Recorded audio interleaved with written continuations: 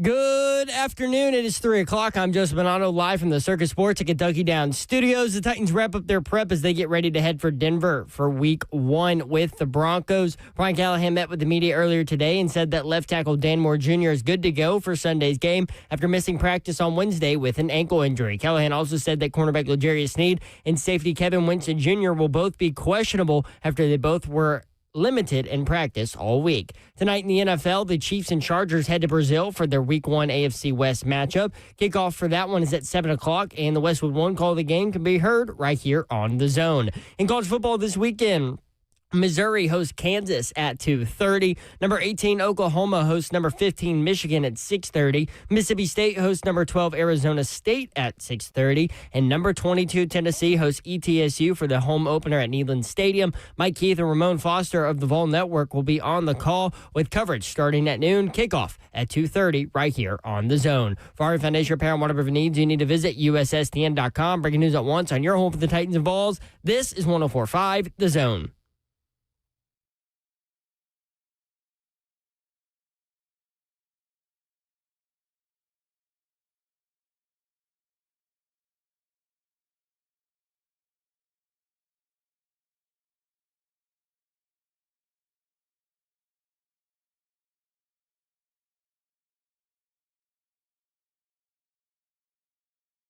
HL 104.5, this is over at Doherty with you on a beautiful day in the Music City. Your feet hit the ground, makes it a beautiful day. We appreciate you being with us. Hope you're having a great Friday. Weekend is here, y'all. Come on, baby. And here's the thing, head on a swivel. We've got severe weather potentially in the area from 3 until 10 o'clock is what all of the meteorologists are saying.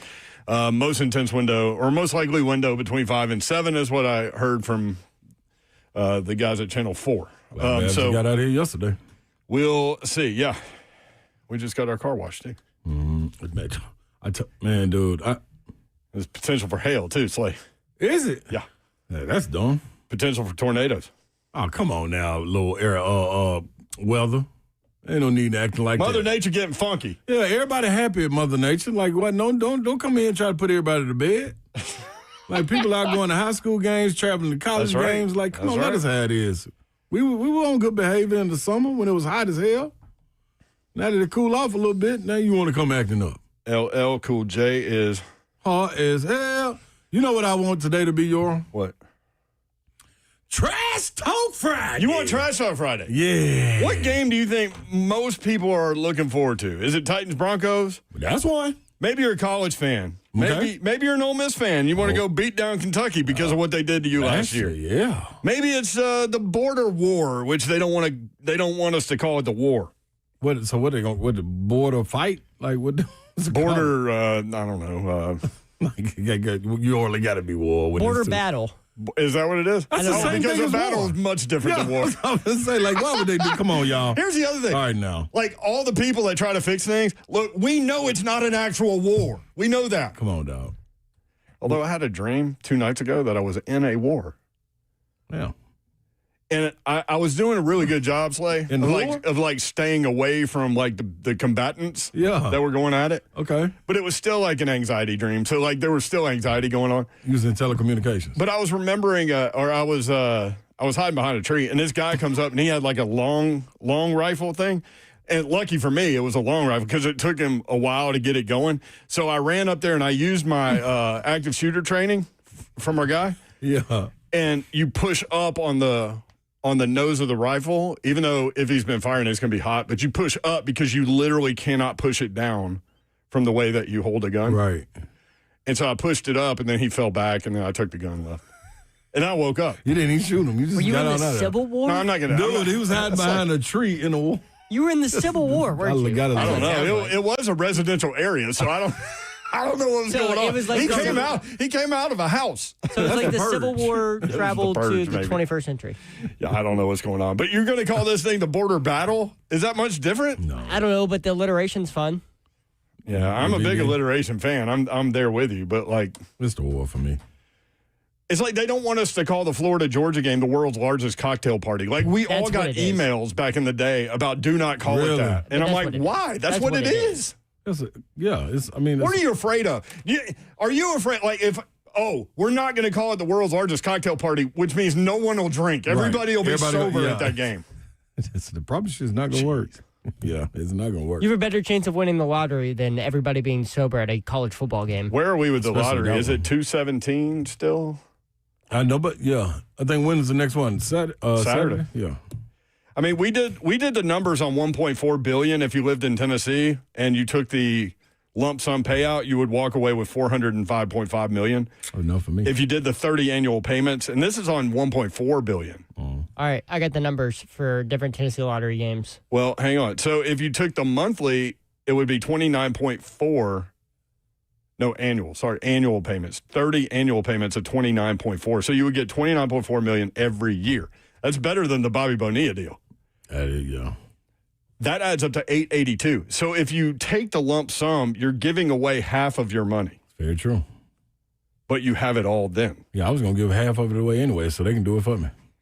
How about that? So at that point, well, if I took the payments, I was going to give half of it away, but I didn't take the payments. The government do take a bite, don't she? You know what I'm saying? That's from Raising Arizona. I love that. When they grab the baby and keep on running, that's an excellent movie. Nicolas Cage, baby. It's so good. Oh, excellent. There's so many lines in that movie. Somewhere around 90, maybe. Okay, all right. Okay. I was the making government sure do take a bite, don't she? Yeah. Yes, ma'am, she does. So, yeah, 882. Mm-hmm. So you wouldn't have to give any of it away since you took the lump sum. Bingo. You'd be like, hey, the government took y'all's, man. Yeah, so like you're on your own. But you should have seen my plans. That's what I was saying. You should have seen my plans that I had for the half. Boy, if they would have asked them to get it back, y'all protest, to give them to get it back and watch what I do with it. We're going to all be good, y'all. I'm telling you. All right, you guys want to hear the numbers? Yeah, but can I buy a ticket in downtown somewhere and not have to like drive anywhere? Just after work, just walk somewhere? I'm pretty sure there's a corner store right down there. You know what else is down there? Ifs and fifths. You better believe it. I promise you're going to get more than just that lottery ticket. Today, they'll all be talking about on a Friday? Oh, yeah. This is what I'm going to do with it. Man, hey, boy, that's a community meetup. I'm going to buy the Atlanta Falcons. If I would have, then here we go. What's the money? All right, for the Tennessee Powerball, the last draw was on 9/3/25, so a couple days ago. Yeah, Wednesday. Next draw is tomorrow on the 6th. Yeah, Saturday. And that is at $1.8 billion. $1.8 billion. So the like Dr. Evil. So the Mega Millions, $100,000. the Tennessee Lottery Mega Millions drawing is actually tonight. Oh, what is the Mega Millions at? $336 million. Oh. Your odds are dramatically better there. We're just talking about state of Tennessee people, right? Yeah. Yes. You can work with that one right there. You need to get that one too. By the way, the state of Tennessee does not tax lottery earnings. How about that? What time is the Tennessee drawing? Ding, Zephyr? ding. Ooh, I'll have to look it up. Come on, Zephyr. You know that's vital right there. Can't go in there thinking, you know, you were going to get $336 million and somebody already done hit you and you drawing for what's next. My buddy said Virginia should have him. Is Virginia still around? Virginia Slims? No, the little market down the street. May. There's one, I know one down there. This is radio. Yeah, this is great radio. Down there. You just pointed. You pointed toward Green Hills. You said down the street. And I said, no, Are you talking down about there. 8th Avenue? No. I'm talking about going across the roundabout up there at the end of the Demumbrium. That's where Virginia's is. On the other side of Yeah, it. past the hotel. That's it. It's still right there. I go through there. They do homemade sandwiches. They have a sandwich that's good, man. Yeah. I kind of reluctant to get one there now and then, you know, because it's later in the day. But I'm like, man, I'll try that one time. $1.8 billion. The Powerball drawing, not the Mega Millions, but the Powerball on Saturday is at 9:59 p.m. Thank you. What is the Tennessee one, though? I'm still looking for that. You got yourself doing all kinds. This was well planned, too. Yes, it was. We asked Will Healy yesterday, the East Tennessee State coach, what he would do. Would he take the lump sum or the payments? And I forget what he said. 10 p.m., Slay. Thank you. I forgot what he said, too. Do y'all remember? He didn't answer because he went and said, whatever it was, I'm putting all that money into NIL. He so did. He so did. He also said, He said, I'm telling you, Will Healy was great, y'all. Yes, Go back and listen to that when you get a chance on your podcast, where you get your podcast. 1045thezone.com is a good place to go. But he said if you go to Vegas and you could see the NIL difference, this would be the largest NIL difference in a game this season. East Tennessee State and Tennessee. He did say it. But, he sold 2 4-star quarterbacks to come there. You know what else we got coming up today, too, y'all? Several things. What do you got? No, this is the first rendition, though, of 2025 a little bit. What you got? That kind of is going to really count. The parlay. You did a parlay last night. Not for NFL. A.J. Brown went to sleep. Yes, you did for NFL. You did it for an NFL game. Yeah, you did it for the Eagles-Cowboys. You did it for the Cowboys-Eagles game. A.J. Brown but that was a little baby one, though. Little baby 5-leg parlay. Yeah. If the only person that messed it up, A.J. Brown. Did you single bet those? No.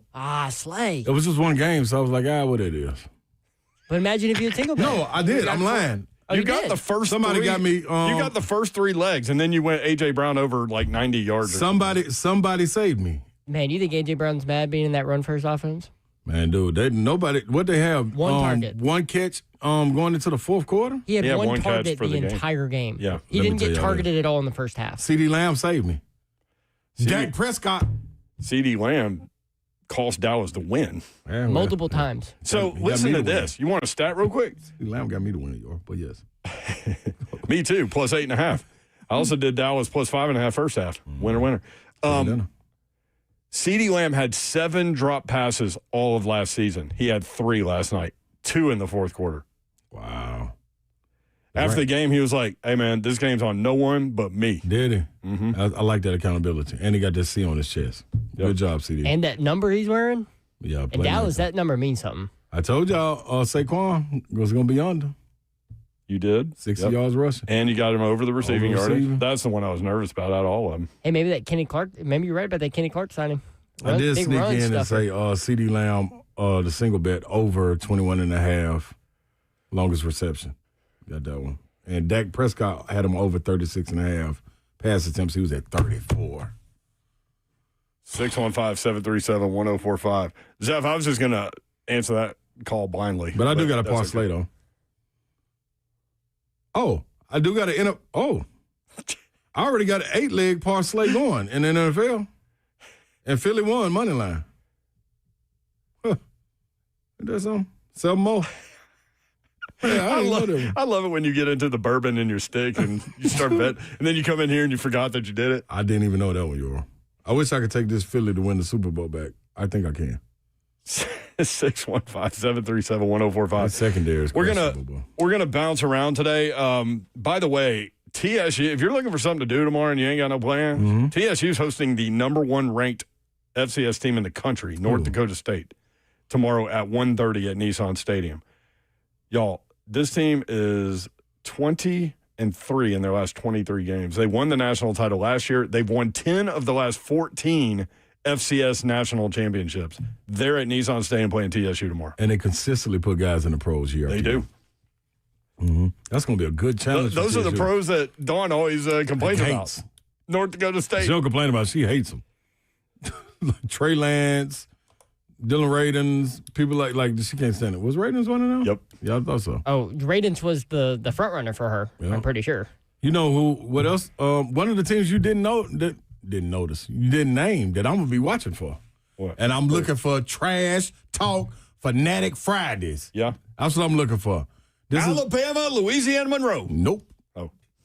Vanderbilt going up and taking on the Sandman. That's a good one. Virginia That's the Tech. one. I've got some notes on that game. I can't wait. That's the one. Vander, how y'all feeling walking into there to the Sandman? That went up from 1.5 to 2.5. Did it? Mm-hmm. Oh, I need to buy. I'm buying in on that, man. FPI, Football Power Index on ESPN, gives Vanderbilt a 36.7% chance to win. Vandy, y'all got me riding, dog. I'm all in. I need in. I bet them on my money line on my how many leg? On my four leg parlay. Do you have parlays going that don't include games that have already happened so we can jump in? Yeah. Okay. Good. Games that have not already happened. Like you have the Eagles. Yeah. Money line. But you can jump in on this NFL. I'm gonna give this one out. So it'll be a 7 leg for you. But I got an 8 leg. Like a spider. Coming at you like a spider. monkey. We have Titans injury situation for the Broncos coming up when we come back. Also, we'll take your phone calls. Any game you want to talk about, we will hit it up with you. 615-737-1045.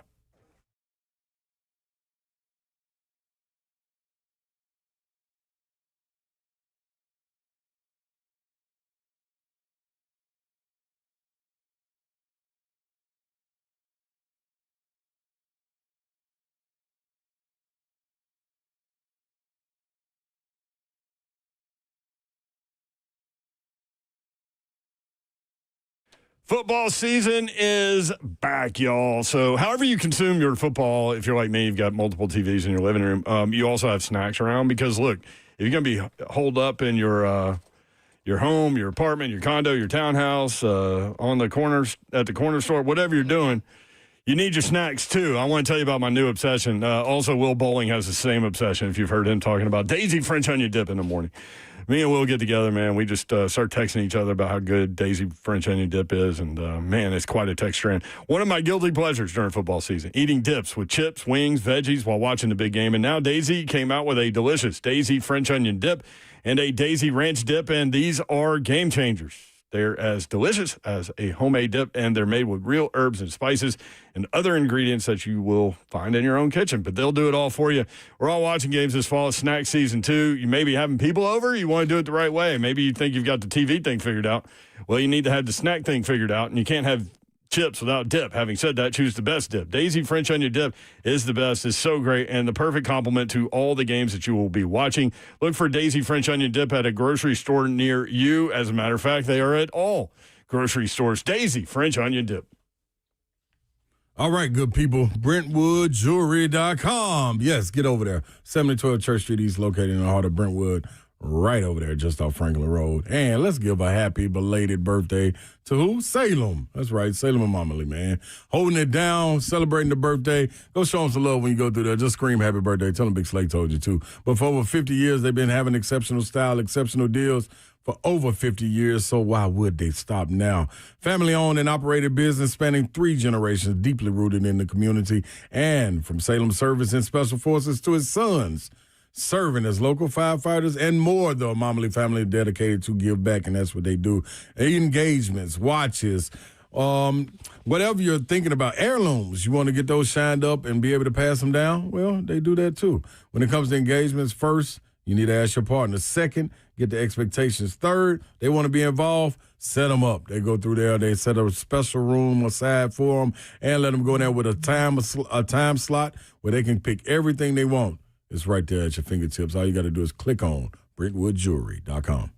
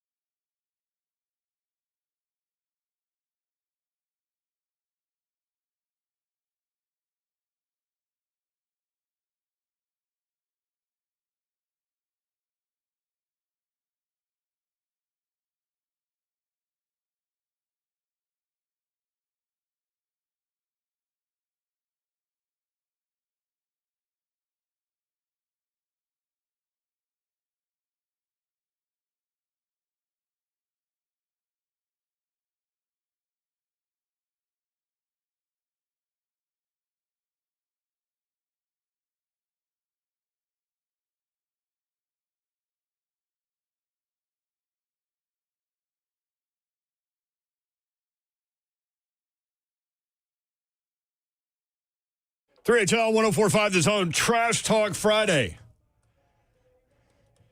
Maybe you're a Hale State fan. You want to talk trash about Kenny Dillingham saying he can't find anything to eat in the state of Mississippi. Yeah.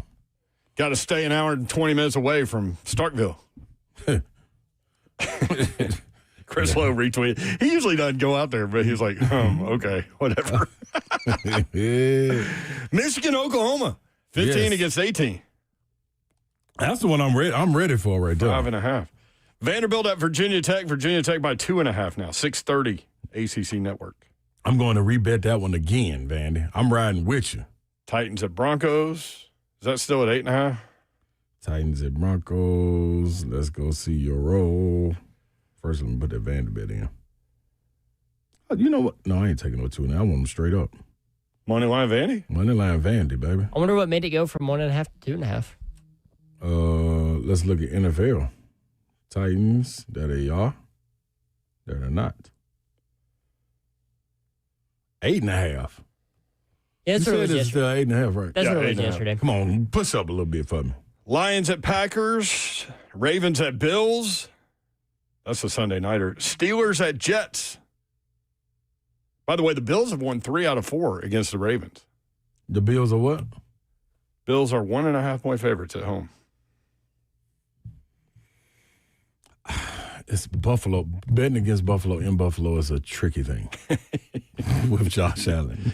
Yes, indeed. And listen, I'm picking the Ravens to handle business. It's just in this little funny matchup.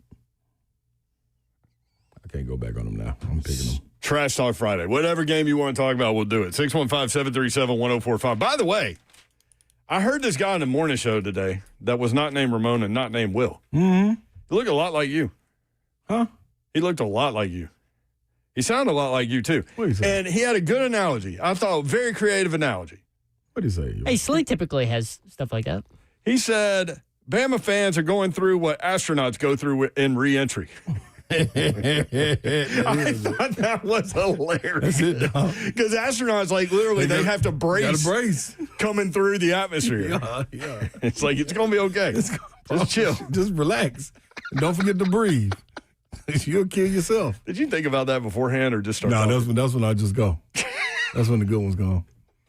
You know the one I like from that like one? Astronauts on reentry. The one I love was the, hey, man, you're in 2 feet of water. You're 6'3". Just stand up. Like, Bama, you're not drowning, but if you lay down, of course the water's covering you. Like stand Buck up. at the charity thing when he jumped in the tank and he had to have lifeguards in there, no. even though he was taller than the water level. Watch this. Put your feet on the ground. I did, who does it? Don't Hitman do that? Watch this. Hitman says watch this. Watch this, man. Put your feet on the ground and just stand up. I promise you're not drowning. You're tall enough to stand out of the water, but 615-737-1045. Scoob in Franklin. Scoob, what up? What's up? How y'all doing? Good, man. School. How's it going? Well, I just want to do a little trash talking today. You know, I don't call in very much. I'm always working, so I got a chance to do some trash talking. Love it. Love it. Give it to us, baby. I've been hearing all week about, Broncos are going to do this, Broncos are going to do that. I'm telling you what's going to happen right now. Big old T Sweat's going to flatten little bitty old Bo Nix, and then that's going to be a wrap right there. Jeffrey Simmons is going to do his job. Tony Pollard's going to bust some heads, and Cam Ward effect is going to be real. 23-17 Titans. Let's go, baby. I love Tighten it. up. I love it, man. Thank you. buddy. 615-737-1045. That is a key matchup. I think they can get after him a little bit. Yeah. The problem is he can run, so you gotta kind of umbrella rush him. But I think they can get up the field on that. Please let them run into one of them big fellas. Big Jeff or Tavondre. Please. Or Joseph Day. We want all of it. From Jim Wyatt this morning, and then if anything's different, Zeph, hit me. I think there will be. Cornerback L'Jarius Sneed listed as questionable.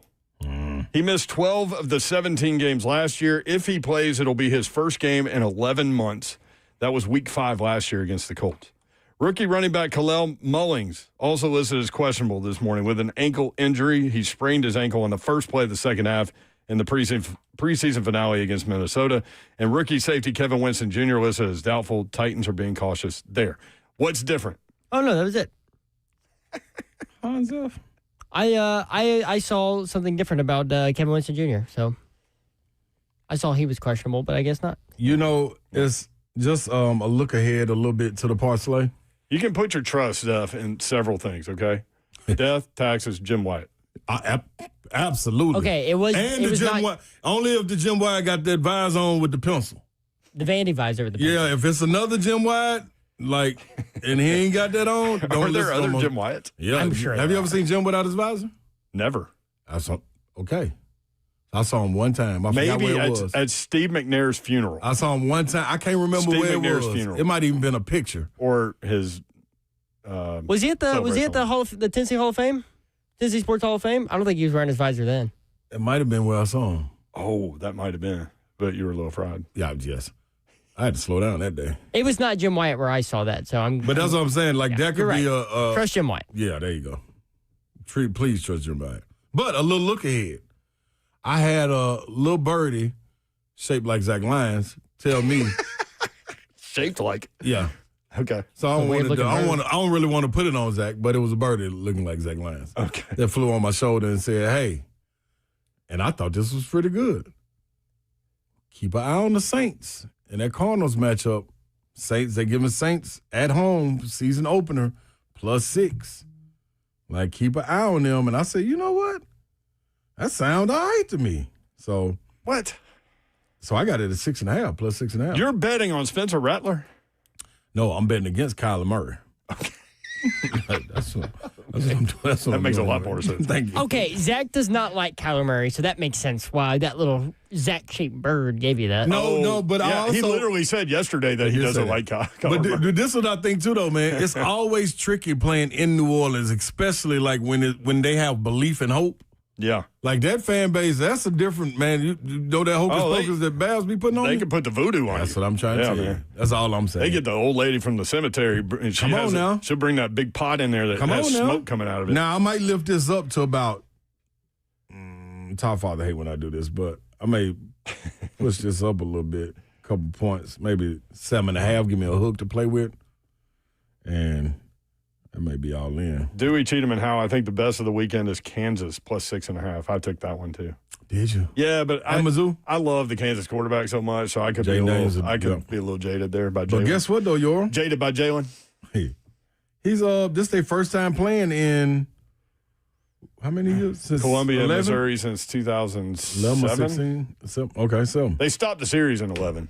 All right, and they had played 134 consecutive years. See. That's saying something. Oh, +7. Give me, yeah. You know what? I'm going to take it on up to, you know what? A good 9.5. Well, you don't need 9.5. Why? Just go through the key number of 7. 7. 7.5. Are they going to win by 8? Well, you know what? Come to think of it, though, anything's possible in the NFL. They start going for 2. Yeah, we'll go for 2. 9.5 or 7.5. That's my choice. They're up in the club going for 2. What you going kicking? for? 7.5 or 9.5. Yeah. 615. Don't say yeah. I say which one you going with? 7.5 or 9.5, Yor? Come on, we're getting the parlay down. You don't want to be a part of this? I love how you're just putting things on me. I'm just saying. You're going rapid fire. I'll wait on Zach Lyons. Lyons, what you think? Take it to 7.5 or 9.5 for the Saints, since you were the little birdie that came up with it.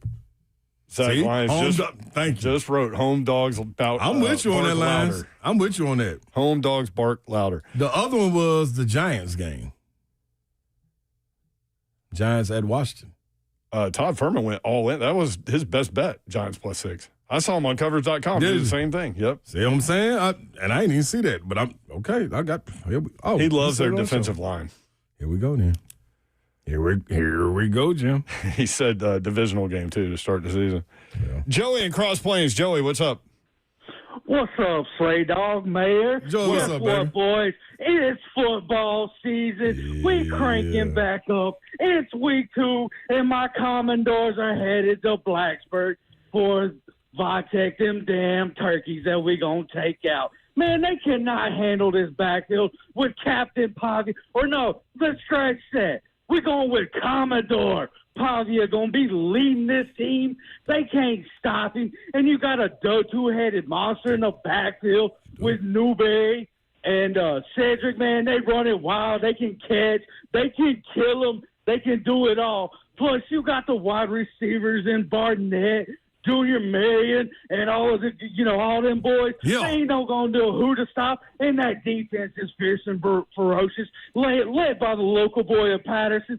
So come on, let's get it on. Vanderbilt's gonna go up there and take them out and do what they did last year, except better. They're gonna win this one straight out, no overtime. Let's go, boys. Yeah.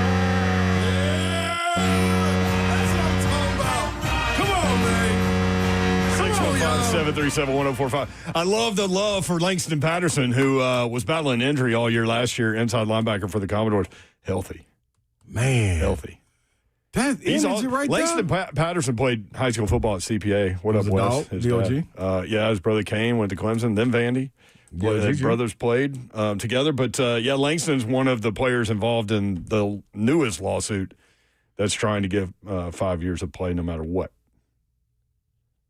Same thing. That, Vescovy went out. Vescovy? Where'd I go, Vescovy? I don't know. You want him to come back for the 8th year? I don't know what you want him to do, yo.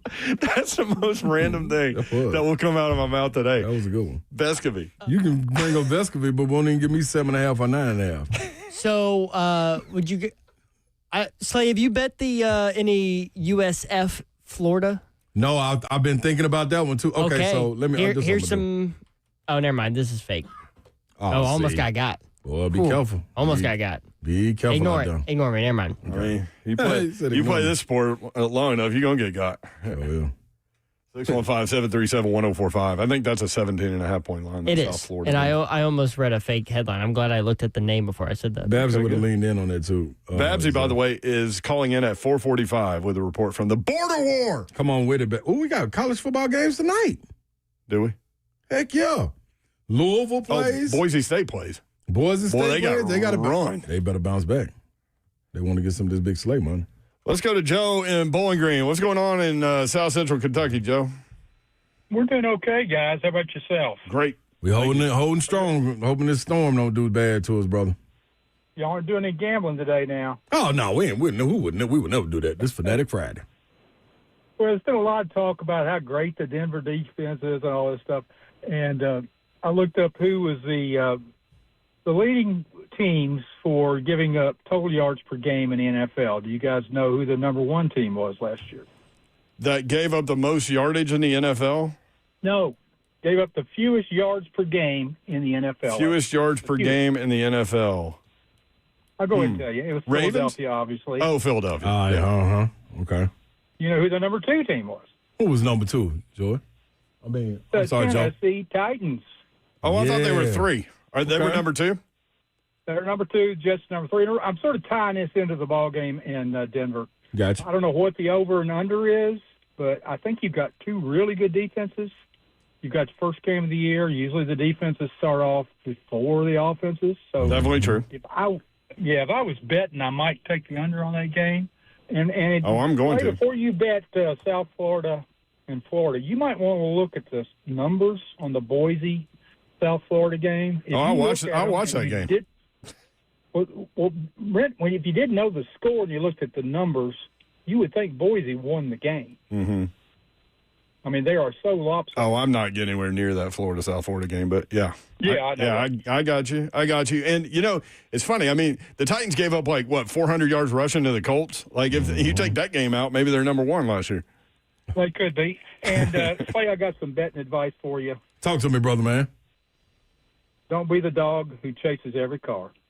You know what? And it took me a long time to figure out because I've never caught the car. Y'all have a great weekend. See you, man. That's what I told Todd Father. Like, man, you try to talk me out of it. Todd Father tried to talk me, Babs, like everybody. That car's shiny though. Y'all don't know what it's like when that car's washed and riding down the street, and I ain't got no fence. I'm after it, and I'm trying to get it. Why do dogs chase cars? That is a great. Maybe they see their reflection. I think they're chasing themselves. Like, what do they think they're going to do when they get the car? Yeah.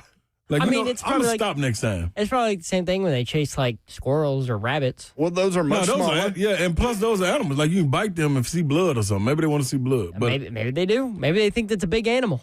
They just want to chase it. Next time I'm gonna stop. Chase cows. I'm gonna stop and let them catch me in the car and see what they do to the car.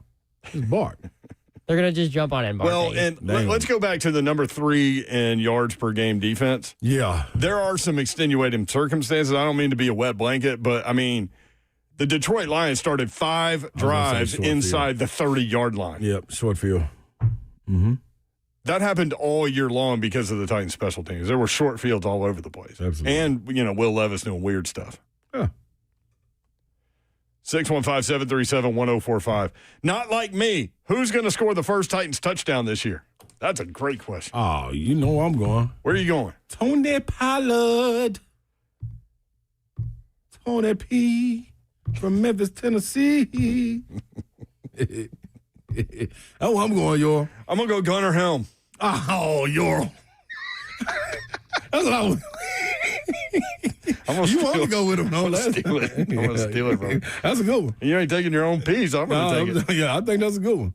Who you going to say, Zeph? What was the question? Sorry, I was on the phone. Who's the first touchdown for the Titans? What did y'all say? I don't want to steal it. You can't steal it. We already said it. Oh. We'll just X you out like Family Feud. Yeah. Okay. I'm going to go run game Tony Pollard. I already picked it. Dang it. Okay. Man, you put me on the spot. Oh, I like this one. Let me go Alec Iomanner. Okay. All right. You can have Alec. I'll go the rookie. I'm going to put a whiteboard out. We'll get Babs to make her pick, too. Babs coming on at 4:45. Coming up at 4:20, former Vol quarterback Jarrett Garantano. He's got a YouTube channel that he just started. Yeah.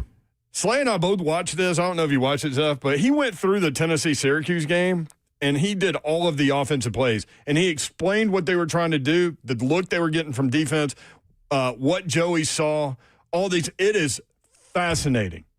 He did such a good job with this. He liked one series so much, I'm pretty sure he put in another one today about just one series or one play. So we'll do that at 4:20 with him. Also, Moonshine Mark Mariani coming on in the 5 o'clock hour. And God love us all, it's after a golf tournament that he's playing. Oh, yeah, my boy going to be ready. He's going to be definitely ready. TriStar Friday, whatever game you want to get into, let's go. 615-737-1045.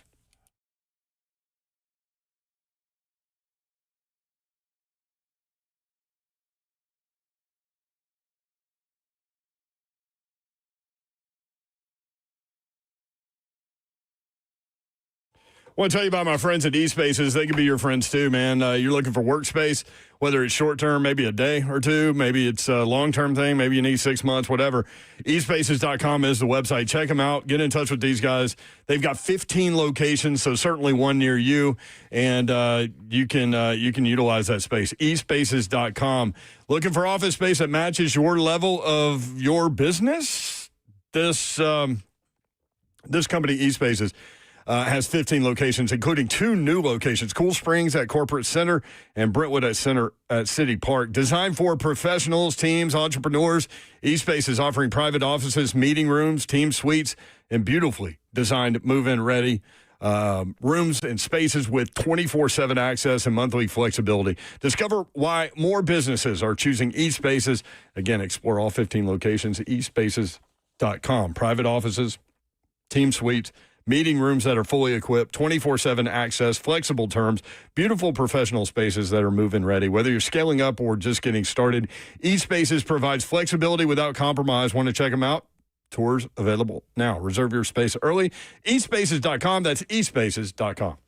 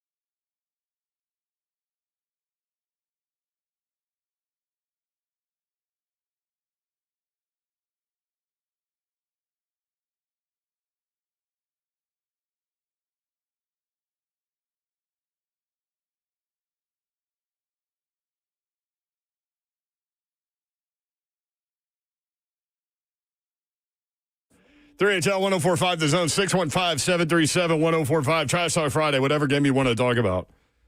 We have no guests on 420.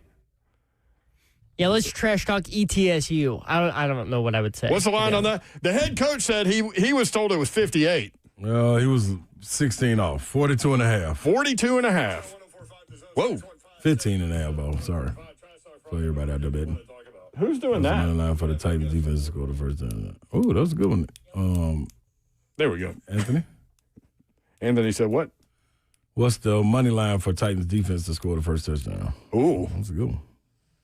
Got to be a lot. Like, you got to be able to make a lot of money on that. Mm-hmm. I like this. I mean, here's the thing from the Titans' perspective. Like, look, yesterday, Cosell said it, Ramon said it, we said it. You got to control the tempo. Yeah. You got to be able to do that. That's the biggest thing. Like, need to be able to run the ball. No weird shenanigans out there. Yep. Get in that box. Limit the penalties. Don't turn the ball over. All those things. But week ones are weird, man. Mm-hmm. Upsets can happen. They absolutely can. Maybe Broncos offense isn't clicking yet.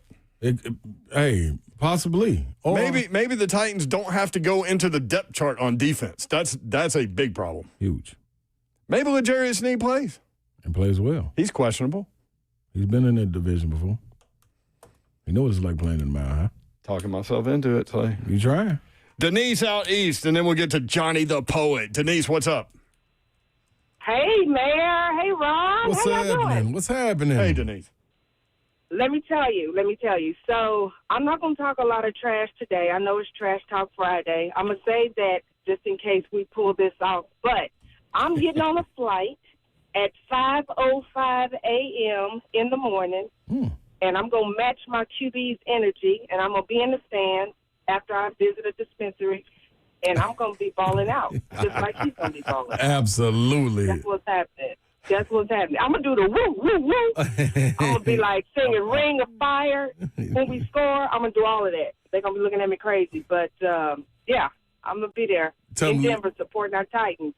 Tell them look all they want because you out there supporting, and I like that energy, and I like your game plan. That's more what I like more so than anything. You got a plan. I'm going to call back Monday. They're going to be like, where's she at? I'm calling in. I love it, Denise. Have fun. About. Be careful out there. Absolutely. All right. Talk to y'all. That is a beautiful part of the country. If you haven't been to Denver and you're going, that is a beautiful part of the country, man. You can see forever. And like she said, just fall off in that dispensary real quick. Get yourself together and let's get to it. Get yourself together. Mm-hmm. Ryan the Tough Dad said, I just drove from Smyrna. A traffic guy completely missed. It's a complete standstill on I-40 going south. So if you're trying to get to the borough, don't be taking 24 LOL. Good to know, because that's how I get home. Oh, there you go, Zephyr. So you're ahead of the curve. So, yeah, Michael Spain. Let's hear a couple of parlays. Believe me. Yo, look at my little pad. I got a lot of stuff going on over here, y'all. These ain't number games and numbers. He meant 24, I think. I just got confused. Because 24 southeast, 40 goes east-west, 65 north-south. Right? Yep. 24 northwest to southeast? Correct. Yeah. I'm confused. You okay? When is this storm coming? It's here. 615-737-1045. The storm is coming to Denver on Sunday. Yeah. I'm talking myself into it. It's like. Okay. So this is what I told Savage and Will Lee this morning. Almost. So close to being there. Almost. Just a little tease. I'll tell you what. If they go up there and do what they're supposed to do, if they go up there and do what they're supposed to do, I'm telling you right now, win or lose, the car ain't got no roof for the Chargers coming in here. And I mean that. Woodard times You mean two. the Rams? Some of the LA teams. Yeah, one of those LA teams. It is the Rams that's coming. Rams. Woodard times two. Love y'all, but Denver's going to roll. I mean, they do have the better roster. There is a reason why they're favored by 8.5. That's all good. This is what I was telling Savage and Will Lee. When you, the altitude is a problem. Well, the only time the altitude is not a problem when you're having success. So if you rolling, it's nothing like saying, hey, man, I'm cool. Leave me in. Let me roll. Coach, give us another play. Defensively, the same thing. If you know you stopping somebody on the other side, you going to be looking at them and saying, bring it on some more. Let us get back out there. The problem is when the other team gets rolling and you feel it bearing down on you.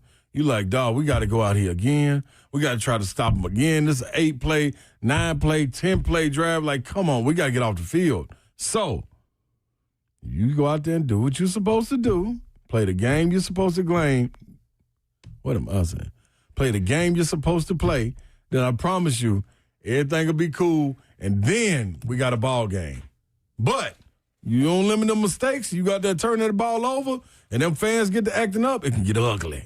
Get to acting up. Yeah, it can get ugly out there. Disruptive. Disruptive, absolutely. Like our buddy Arlo. He likes to get disruptive. Can't wait to. He can't wait to get disruptive. I got somebody to trash talk, too. You do? Yep. You want to do it now, or we can wait till 5 o'clock? Why 5 o'clock? Let's wait till 5 because then it'll be brewing. And then at 5, it'll just. I love how you just had a time in your head. Like, I don't know what made it. Screw between now and 5 o'clock. I got 2 of them, though. Are you taking a break? I'll probably be back. I'll be back at 5. I'll be back. I want to pop belly. I'll see y'all. Be back in a little while, y'all. Johnny the Poet. Next up on 3HL. Hey, guys. Sorry, let me pull over my golf cart. I mean, step out. I'm going to close my office door. Crap. So this last night, I don't know where to begin. I wasn't planning on being on. I'll try to be brief, but just hear me out. I'm born and raised in Dallas. You guys know that. So I hate the Eagles more than fire ants, ticks, and roaches combined. And you spit on the quarterback like that, I was expecting either a win or more personal fouls and ejections in the history of football. Didn't happen.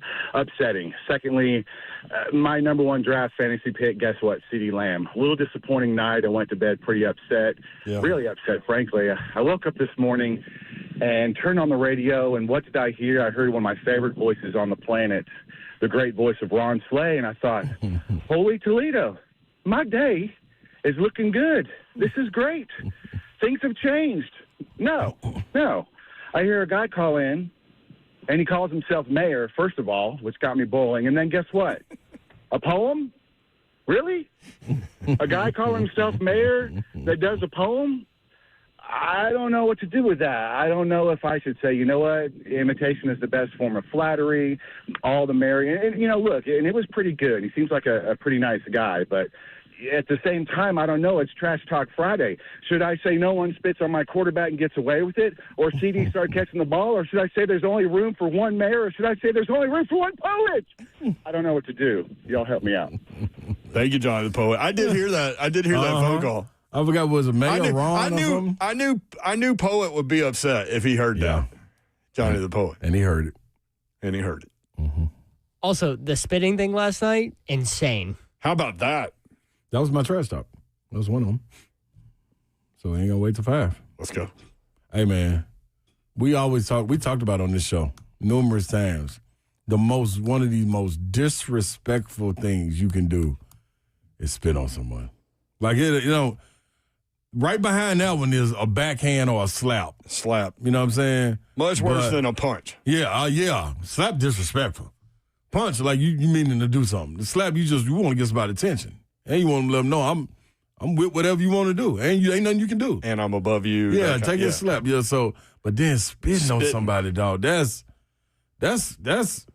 scum of the earth, man. Like, that's the maggots. You know what I mean? Right up under the trash can with the juice up under the dumpster. Like, that ain't nothing. There's no coming back from that, man. So, for Jalen Carter to do that on game number 1, on national television, on the rival that it was, while a guy is down injured where they have nothing to do camera-wise. Yeah. They're not putting his teammate. They're not putting the camera on the injured guy. So cameras have nothing to do but to watch the players on the field.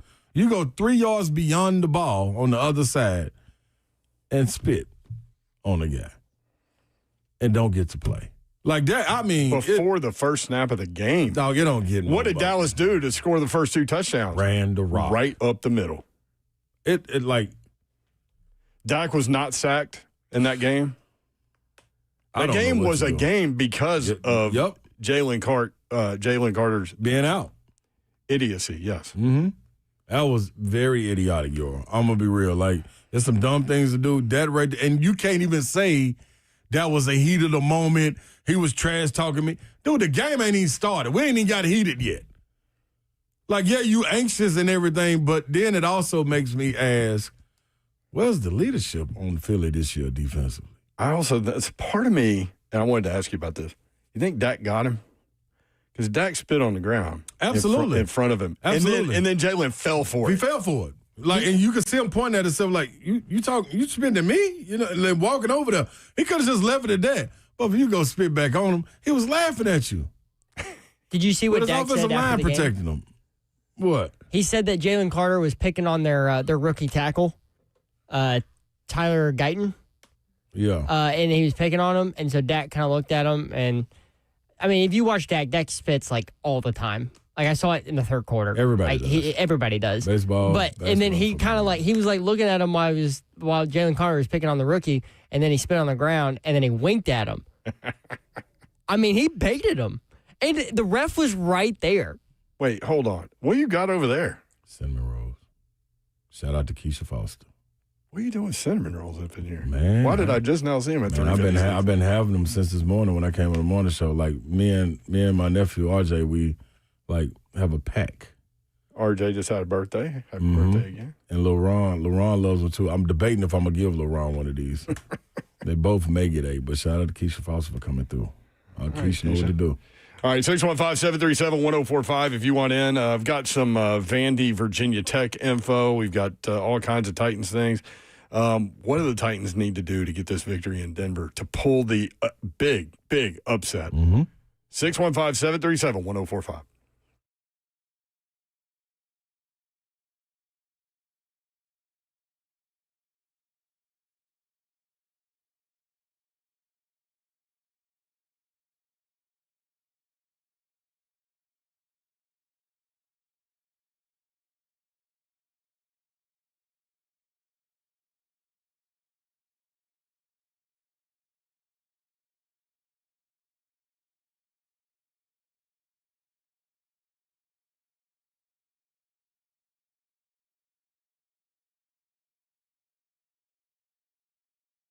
Hey, something is wrong with Robert Walsh. Oh, my gosh, Bert. Come on, man.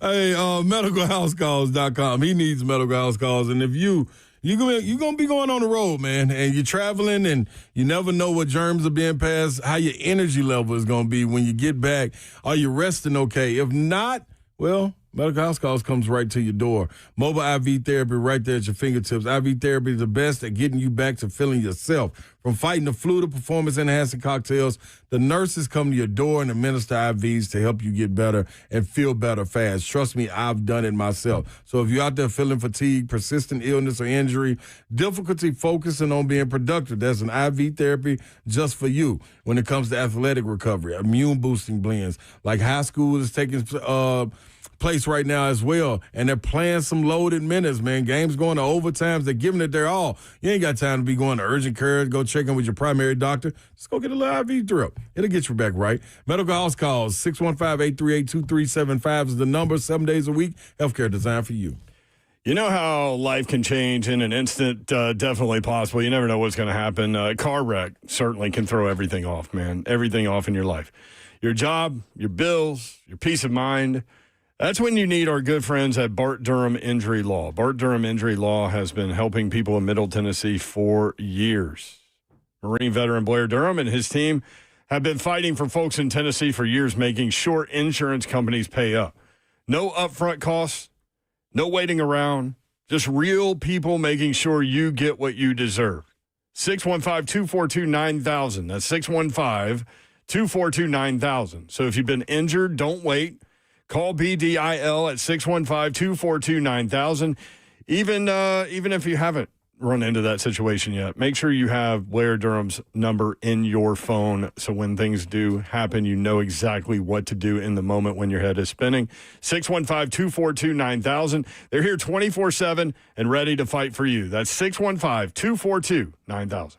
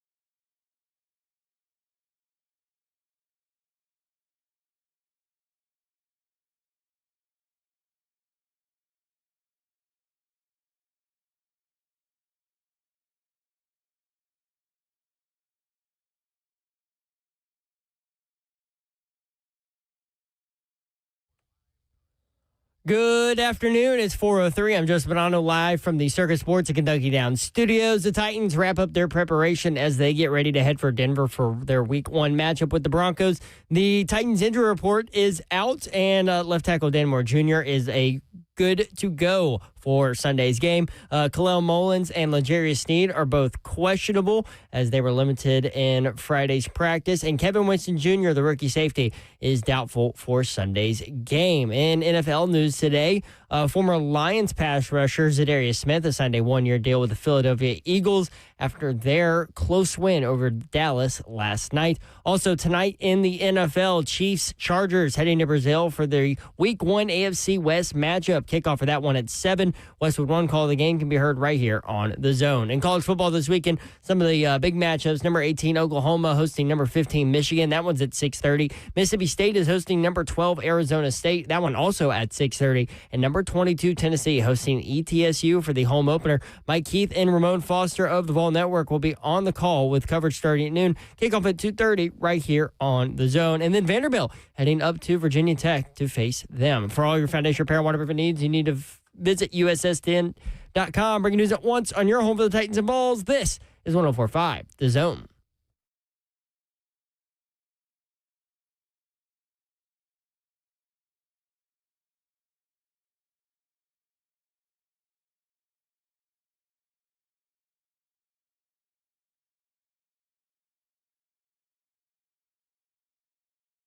Oh, my goodness. Slade just sneezed right before I turned my mic on. Babs, every time Slade sneezes, he sneezes so loud and out of nowhere, Babs literally flies out of her chair and hits her head on the ceiling. Babs would have lost it. She would have. Britt Doherty and Ron Slade with you. Babsy is in Columbia, Missouri. I'm in the building. Nash Severe Weather on Twitter, Nash Severe WX. Latest radar thinks storms will develop quickly in the 7 o'clock hour, right on top of some of us, continue off and on throughout the night. Then another round of rain and storms comes through after daybreak tomorrow. Ball games could be in jeopardy tonight and tomorrow. That's why we said earlier, head on a swivel. We'll try to update you as we get more information about that. But a big college football weekend. Not the sexiest of matchups, but we always love college football, and no matter who's playing. But you do have number 20, Ole Miss at Kentucky. Ole Miss now an 8.5-point favorite. That line has come down a couple of points. Hey. It was 10.5. Huh. Kansas at Missouri. That's where Babsy is. Missouri by 6.5. That game's on ESPN2 tomorrow at 2:30. You can catch her there. Number 12, Arizona State at Mississippi State. It's a blackout in Starkville, Mississippi. Man, they only won 2 games last year. Right. They won the opener handily on the road. They really want this one. I know they do, man. You want to talk about hope? You get a win against number 12 team in the country at home at night with a dark out. Rolling. Dark out. Blackout. Yeah. Arizona State by 6.5. 6:30 ESPN2. Number 15 Michigan at number 18 Oklahoma. Sooners by 5.5. John Mateer out there running around. Good work. 6:30 p.m. ABC. That's Bryce Underwood from Michigan. He looked like the truth. Yes, he did. Can move. I mean, flat out.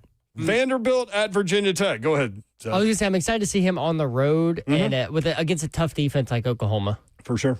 And Mateer against a quality opponent. Yep. We'll learn a lot from that game about those two teams. Vanderbilt at Virginia Tech. Virginia Tech now favored by 2.5. 6:30 ACC Network. FPI Slay gives Vanderbilt a 36.7% chance to win. Selling them short.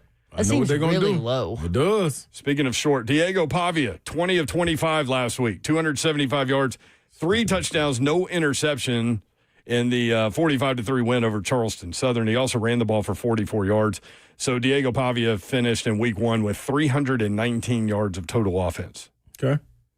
I like that. I want him to get 700, but I'll take that. Tight end Eli Stowers had 4. He could be the number 1 tight end taken in the draft. Had 4 receptions for 86 yards last week. The Vandy D gave up just 135 yards of total offense. Lockdown. Virginia Tech lost 24-11 to South Carolina. We both watched that one. Quarterback Kyron Jones, who played against Vandy last year in Nashville. Kyron Jones, 15 of 35, 221 yards, no touchdowns, 2 interceptions. Lenora Sellers threw a 64-yard touchdown to make it a 2-score game with 7:42 left. That was the difference last year. Vanderbilt won this game 34-27 in overtime. Diego Pavia with the game-winning 4-yard touchdown run in overtime. He was 12 of 16, 190 yards, 2 touchdowns, no interceptions in his first that was the first game, right? Yep. For Vandy. 26 carries, 104 yards, and a touchdown. Way to be on brand there, Diego Pavia, with the 104 yards. Virginia Tech quarterback Kyron Jones threw for 322 in this matchup last year and 2 touchdowns. Virginia Tech, South Carolina. Yes. Virginia Tech gave up a couple of explosive plays, the 64-yard touchdown pass that we mentioned. They also gave up an 80-yard punt return. Outside of that, their defense held up. Yes. Against a top 10 team and a really good offense. They do. And a very dynamic quarterback. South Carolina ran the ball, Slay, 37 times for 119 yards. So I think one of the keys is Vanderbilt's offensive line. Yeah. Against that Virginia Tech defense. They need to hold up for Diego and create some space in the ring game. Yep, and I think that's when he's at his best, similar to what Lenore's was doing against Virginia Tech. What broke them down is when the plays broke down or on-called runs, him being able to be elusive enough to get up out of there. That's when Diego was thriving, when he ain't got to look to the sideline. He know exactly what Keeler's going to call, and he's out there getting to it. And he got his guy back there in the backfield with him now. You know what I mean? So, I mean, it's dog. I think it's prime for, if you want to say, an upset since they're going on the road and an underdog. But him being elusive like that, I think he can do exactly what Lenore Sellers did. Maybe not run nobody over, but definitely pick up the yards on the ground. Joey Dwyer, who covers Vanderbilt for Sports Illustrated, said Vanderbilt played Enter Sandman at practice on Tuesday, and then when they went to Vanderbilt stayed in for practice on Wednesday, they did it again. Yeah, how much of a factor will that nighttime road environment be in Blacksburg? Because that crowd gets nasty over there. Please take the ball first, Vandy. Take them out of the game. Yeah. Take some oxygen out of the stadium. I mean, you got to think, Vitek, man, they angry and itching to get back home in front of their home crowd, and they know what that crowd means. So they're going to be, hey, when I say juice, they're going to be ready to roll. But, man, something about Diego, and there's something I just don't trust about the ACC outside of Florida State right now. I'm right there with you on all of that. Just something. 615-737-1045. Antonio in Nashville. Antonio, what's up? What's poppin', y'all? What up, though? Yeah, man. First of all, congratulations on making the Hall of Fame, man. I meant to tell you that, like, months ago. I appreciate that, brother. Thank you. Yes, indeed. And sporting the orange, I like it. All right. Speaking of orange, and speaking of crowds, I have a funny story for y'all. Kind of an iconic story, if you ask me. But probably about 20 years ago, maybe, I was at the Tennessee at Vanderbilt game here in Nashville. And I'm a volunteer. Okay. So, yeah, I was in the crowd, surrounded by Vandy fans. I don't know how Kelly got those tickets. So it was me and her, and it was a good game. And, like, towards the beginning of the game, first down, Vanderbilt. Another first down, Vanderbilt. I'm like, what are all these people cheering for? Y'all are cheering? What's going on? Y'all cheer for first downs? We cheer for not guilty. And that was back when, like, the Tennessee player was constantly in the courtroom. Mm-hmm. So I just made it even funnier. Mm-hmm. I just wanted to share that with y'all. Thank you, Antonio. Appreciate it, man. 615-737-1045. Hey, rep your school by any means necessary, baby. Tony in McMinnville. Tony, what up? Hey, what's going on, y'all? Yep. What's happening? What's happening? I do have to say y'all are holding it together pretty well without Babs being there. I'm used to utter chaos on Fridays when she's down there. I always say 3HL is organized chaos, but when she's not here, I think utter chaos is a good way to call it. Yeah. Unhinged is a good word. A little info about ETSU. I grew up in Johnson City, born and raised. Yep. In the mid-'80s, early '90s, I can't remember the exact date. Maybe Zeph can look it up. ETSU just came to class for the season and said, we're not playing football anymore. Bye. See you. Sure. And they stopped their football program. I remember. Philip Fulmer is the guy that helped them get it back. When Jeremy Pruitt played them in 2018, I think their football team maybe was a year or 2 years old. Like, it was a patchwork team. Yeah. Mm-hmm. Like they put, like, I can remember going to the mini dome where they played, and the whole field was nothing but weight equipment and a walking track. Yeah. Wow. And that was like most of my life. So I thought that was interesting. And when I found out they were playing them this year, I'm like, I'd really like a burger from the Buck store, but I'm always going to be a Vol, so I don't know what to do. But I hope it's a good weekend. I hope the Titans are competitive. They don't, in my opinion, they don't have to win, but be competitive, and let's make sure if we get beat, it's the Broncos that beat us and not ourselves. Yes.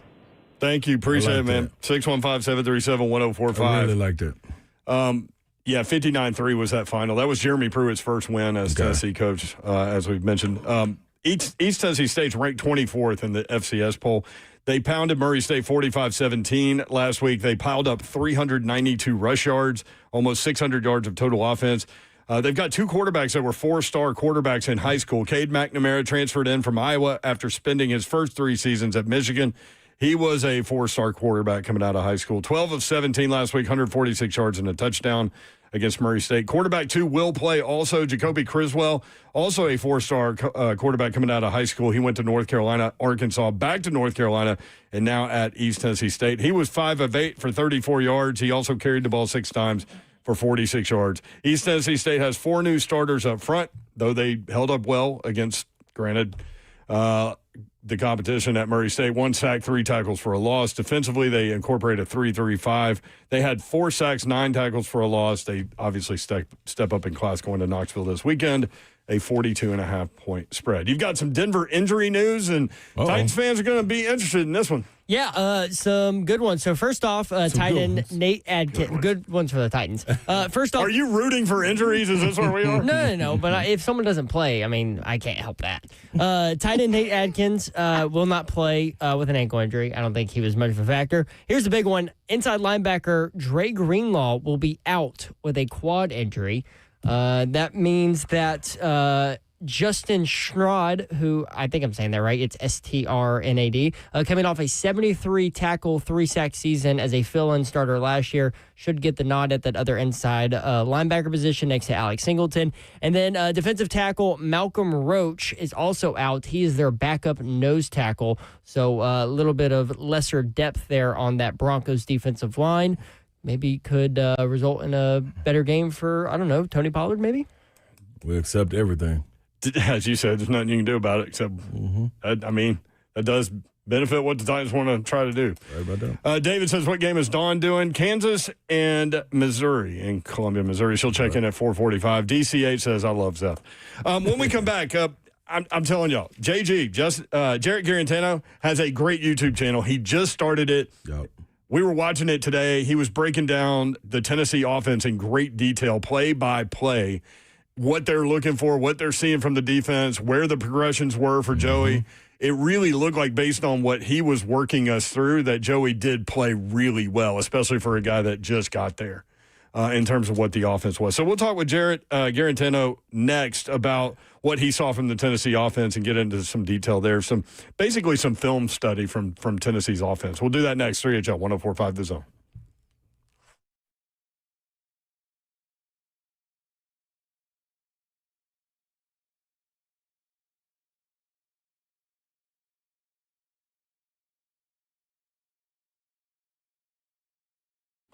Go up to Dodge Chrysler Jeep Ram. That's where you need to go to get that next new vehicle. Maybe you've been thinking about it for a while. This is the weekend to get it done. Gupton Dodge Chrysler Jeep Ram. They're great people. Daniel Gupton and his crew ready to help you out.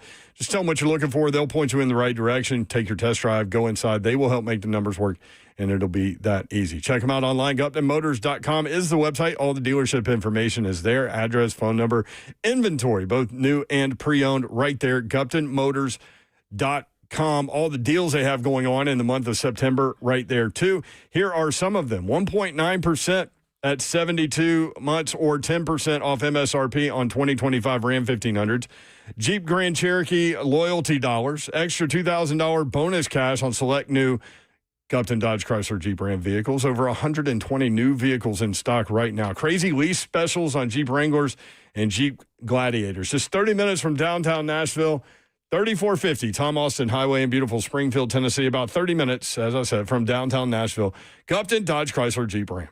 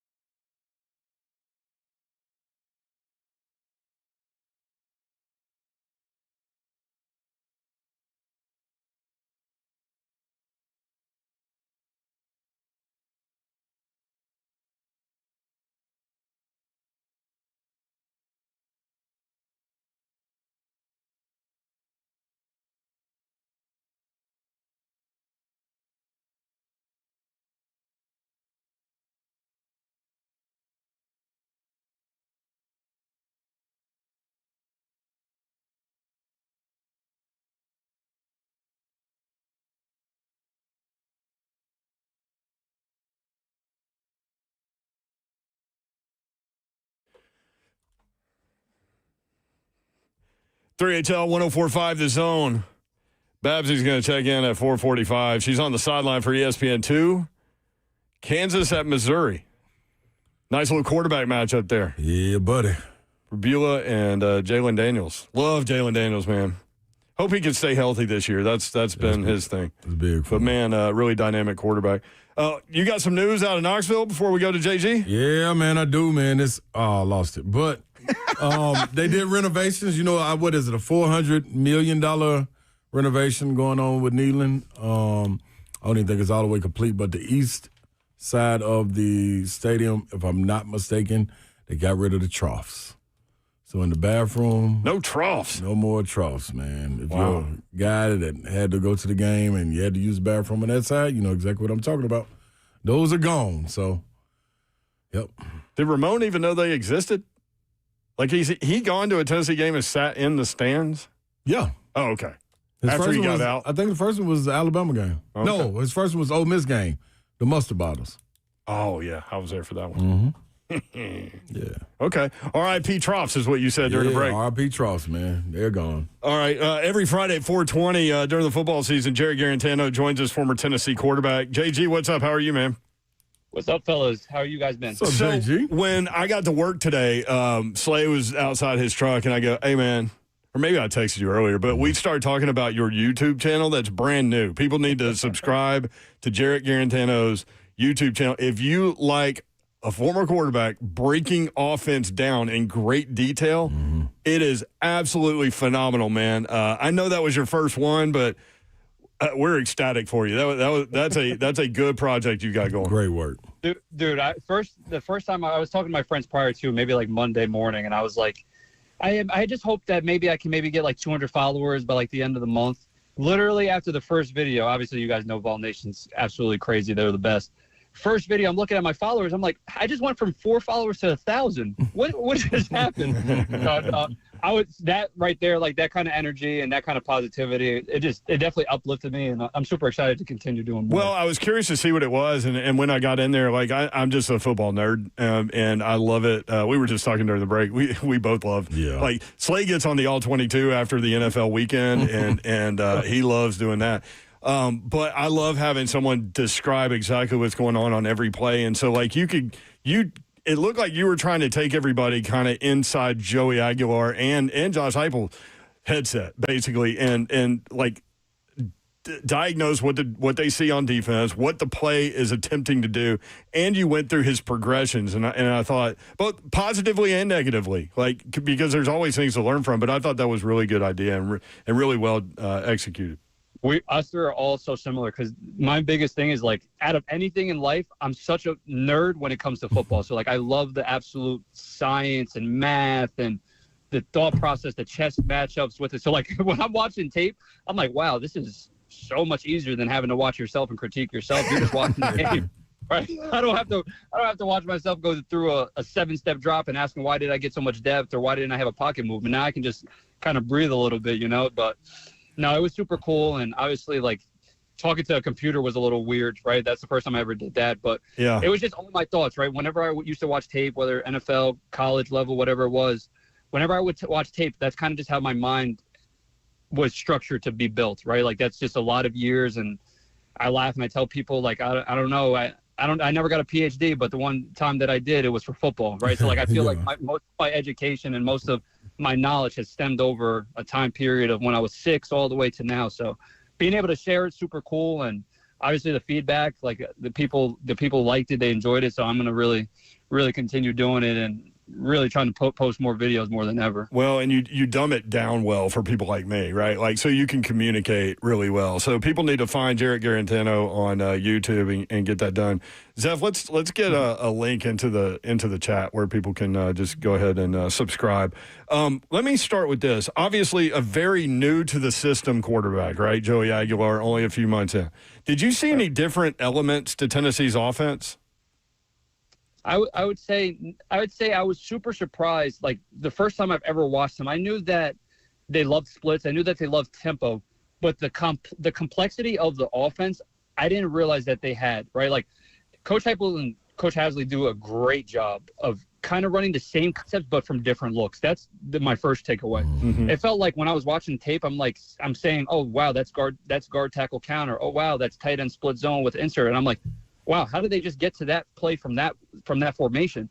But they're running the same consistently, their same concepts. They're just showing the defense different looks. So all in all, am I surprised that Joey was able to pick up on it so fast? Not really, because conceptually it's a lot of the same things and it's a lot of the same reads. But as an outlook on personnel and how Coach Heupel does it and puts his players in the best situations, I thought it was completely awesome. I thought they just do a great job, and they really did an excellent job on Saturday exploiting some of Syracuse's weaknesses. Did you feel like Aguilar found the right reads, the reads that Heupel wanted him to find? Yeah, I think, when you watch it, I really think Aguilar had a very clean game, to be honest. There might have been one or two things that I wish that he had back, obviously. But throughout the game, his eyes and realistically his reads were all on point. And Coach Heupel, I said it last week, Coach Heupel's biggest thing is going to be how to find a groove with the offense, right? It was a lot of new starters on the offensive line. It was a new starting quarterback. Obviously, you got a new starting running back, some new wide receivers out there that were flying around. So how was the play caller, how was the offense going to be able to find a rhythm? And Coach Heupel was able to find it really fast. JG, man, good to talk to you, man. I missed you the last week, but got you back in the saddle for the season. Loving the breakdown. You see, you're getting more and more comfortable behind the mic. So let me ask you this: give me a big thing that you take away for growth. And I'm not looking past ETSU, but SEC matchups. Not even particularly for Georgia, but what's something that you can see this team building upon that us as fans to the naked eye we're not really seeing? Like, of course, David Sanders was out, but you take it as a sample size of the concept that you're seeing up front. What's something that you take and you see that they're going to be able to build on in the latter part of the season? When I first saw their game versus Syracuse, I've heard a bunch of things, right? Obviously, I'm a Tennessee fan through and through. I love the university. But over the course of the years, I haven't been able to watch as much or really break it down because of myself playing. I had the NFL stint. I was going there, trained, all the stuff. Yep. The first time that I've ever watched it, I always thought, and I've always heard people say that the Tennessee offense isn't a downhill physical team. Yeah. They just spread them out. They kind of conceptually, they just work it. So when I went into the tape and I saw the offensive linemen absolutely dominating and getting up the field, I was like, oh, man, this is SEC football. This is Tennessee football to its finest. Yeah. Like, I was not expecting to see the offensive line playing with that level of physicality, especially with 4 new starters and also missing our true freshman that's going to be a really good player. I did not expect to see that, and it jumped off the tape. And especially even our tight ends blocking, like Miles did a great job. Number 0, I didn't even know who his name was, to be honest. Yeah. I had to check the roster. I'm like, bro, number 0 was blocking his tail off. Yeah. He was coming off the ball. He was fitting up linebackers. I'm like, oh, my goodness, this is a completely different Tennessee team than I remember in the past. Mm-hmm. That adds elements of having to verse teams and having to have teams load the box versus us and having to have teams spread it out and saying, all right, if you guys want to go 5 for 5 and have wide splits, our 5 are going to beat your 5. That is not the case anymore. Yeah. I think our 5 offensive linemen showed in very dominating fashion that they're there to play. And tight ends and our running backs ran the ball very, very well. So that was, going forward, building on that, I really hope that throughout the season that carries on, and that's the thing.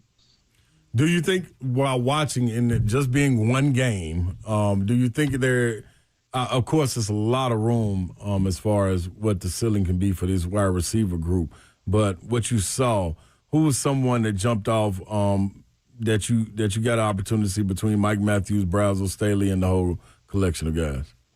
Honestly, listen, there was a couple. I'll say this: there was a couple of high throws that Joey had that obviously he added back. Obviously, but listen, it's the first game of the year. I remember when I was what was it, COVID year versus South Carolina. I had a couple high throws. We didn't have. Obviously, I didn't have many practices. It was kind of the same outlook when you really think about it. Joey came in the summertime, right? And then he didn't really build a big rapport with those receivers. And then he obviously had camp through August. COVID time for us, we didn't really practice much at all. We, if any, really throughout camp and throughout the summer. So those fresh faces, I expect way more accuracy and way better timing with those in the pass game. But those 3 wide receivers right there are 3 dominating wide receivers, especially Matthews and Staley from a younger standpoint. Those are 2 guys that they can really build the wide receiver room behind. And as time goes, they become leaders and they start grooming the younger kids when they're older guys. Like, those are two guys that I really look forward to. Yeah. And then Brazel. Listen, Brazel's he did it last year, and he's showing it again this year that he's going to be a very impactful player. So, and then you add Miles into the pass game. Yes. Those 4 guys, you add them into the mix, and then you're also running the ball very well. That's a very tough Tennessee offense to stop. You know, it's fine. Jerry Garantano with us every Friday at 4:20. He's got the YouTube channel where he breaks down every play of Tennessee's offense. It's fascinating. Yeah. You know, it's funny, JG, when watching it live, like I just follow the ball basically, and you do notice things when that happens, and then you go back and watch it and watch for things. But watching your breakdown of it, especially the behind the quarterback view. There were so many plays. Like, in real time, I thought Tennessee was really close to just making that a runaway game. But when I watched your breakdown, there were so many plays where if one block is made correctly, it's a long run. And these are the kinds of things, right? You go back into the room and you analyze and as a player, and then you get better. That's what makes you the most excited as a player and as a coach. I mean, even as a fan, all three. I'll go 3 for 3.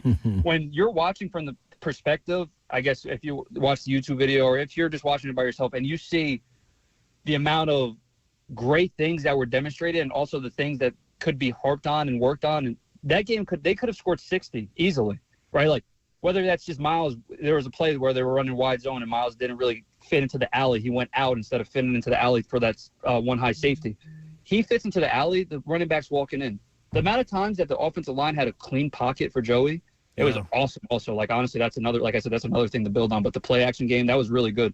There were so many little things that if they just went our way, those are points on the board. That's an extra 3 points. That's an extra 7 points, whatever it is that happened. We had the one drive where we had, turnovers happened first game of the year. We had the one tough turnover on the play action pass, right? Like that, those are things that really won't ever happen again. Knock on wood. But those are things that don't really happen outside of one, So those are another 3 points. That's another 7 points. And you're looking at them like, wow, like these guys really could have put 60 on them in the first game. That would be an amazing showing. But the good thing is there's never all good and there's never all bad, right? So, like, even though we won, it's not just all good. There's so many learning points and so many things that we can get better at. And that's why, as a coach, as a player, as a fan, alumni, whatever it is, the excitement level should be super high going into week 3, going into Georgia. So what are you trying to get done against East Tennessee State, do you think? I mean, just completely vanilla, get the starters some reps and get them out? What are you looking for there? You want to be as crisp and consistent and as accurate with the football and just alignments, assignments. You want to go no MAs. You just want to have a very sound game. You don't want to put too much on tape. Obviously, we want to be very vanilla. Mm-hmm. If we're able to get up top on them, play really good defense, come out, make sure the guys are locked in, don't take any opponent lightly. Unfortunately, in my past, that's something that happened. But they just have to go out and step on their toes and literally just play Tennessee football that they played last week. Make sure, obviously, we harp on the corrections that we have to make. And then I think this is a big week to get younger guys some reps, right? Obviously, everybody knows SEC football. It's a long season. It's very detrimental to be able to have 2s and 3s. That back when Alabama was at their best, their 2s were just as good as their 1s, right? So don't bring up Alabama, man. Don't make me throw Alabama. The people are excited. I'll start wanting to throw up and start cursing everywhere. Don't hate those teams. But being able to have the depth and being able to run multiple guys out there that can go out there and have the same type of production as the 1s is going to be very key. And the only way to get that reps, this is a great week to get reps for younger guys. You played in Denver, right? Like, you were around Sean Payton. Is that true? Yes. Yeah. Okay. Yes. So obviously the Titans are playing in Denver. What kind of guy is Sean Payton like? What kind of coach is he? He's a really good coach, offensive mind. He knows how to get the best out of his team. I'll say that. Like, he really understands his team. He understands the qualities, and he understands the players' attributes. Offensively, they're going to be really good offensively just based off of their offensive line. I think they have a top 3 or 4 offensive line in the NFL, to be honest. They're going to be able to run the ball, push the ball down the field. Bo Nix is a really good player. I expect him to take another jump in year 2. Everybody kind of talks about the year 2 hiccups, but I don't think that'll reach him just because of the consistency with the O-line and consistency with the head coach play caller. And then you got Cortland Sutton out there. You got Mims, who's a really good player. Good running back room. Just drafted R.J. Harvey in the 2nd round. So they have some really good players. I expect them to be really, really tough on defense, though. Yeah. they'll be a top 3 defense for sure this coming NFL season. JG, do you think we overblow the altitude deal as far as a team going in and trying to get acclimated to it? Do you think that's overblown, or it is what it is? No, I think that's a very serious thing, right? Like there's a reason that UFC fighters and boxers and everybody goes to the high altitude places to train, right? Like that's where you're going to get your most wind, your most breath. So I remember very vividly being on the sidelines. I was suited up. I was the 2. We were going against the Cardinals. And I'm just seeing on the opposite side, this is in the freezing cold, and guys who have gas tanks out there, and they're sitting there and they're huffing and puffing on the sidelines when it's 20 degrees, right? Obviously, it's harder to catch your breath when it's colder out. Yeah. But it's super hard. Also, it gets super hot there, so it's harder when it's hot outside. So that's a real thing, though, for sure. And I remember when I first got there, I was like, I must have threw a pass. I'll tap my shoulder a little bit. I'll give myself some love. But I threw a pass, and the ball came out like 70 yards, and I'm like, since when do I have such a cannon? I'm like, I didn't even mean to throw that. The ball came out 70 yards. What happened? But it's all real. It's all real. I was super surprised when I first got there. I got off the plane. I started walking up the steps. I'm like, wait, I'm not out of shape. I just ran 2 miles yesterday. Why am I breathing heavy? So that's going to take it takes a lot for a team. Like I expect Tennessee, the Titans probably are doing a heavy conditioning after practice or during their weight room sessions. They're trying to get their gas tank, their heart rate up just so they can be ready for this game. Love it, man. Great stuff. Appreciate you, Jerry Garantano, breaking down Tennessee football with us on Fridays at 4:20. You can follow him on X at JJAY Garantano. And definitely subscribe to the YouTube channel. It's fascinating stuff. Even if you're not a Tennessee fan, you'll learn a lot about football. Thank you, man. Appreciate you. I appreciate you guys. Go Vols. Have a good week. Yeah, it is, baby. Go Vols. You heard. I did hear him. Guess who's up next? Who? Babsy. Oh. Live from Como, Missouri. Come on with it, Babsy. Next.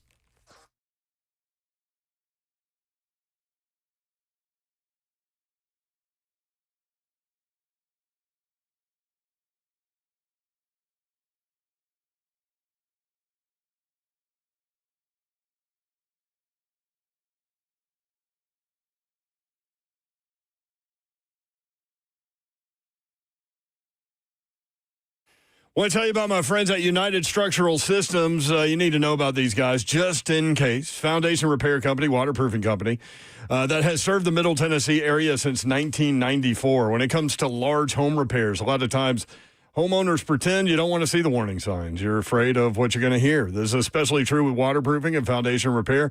Could be something big that needs to be fixed. It could be a small problem now that will become bigger, or it could be nothing. Bottom line is you don't want to know what you don't want to know, but you need to know, and you certainly don't want to be sold something that you don't need. You need peace of mind. At United Structural Systems, they are the company to give you that. More than 30,000 satisfied residential customers.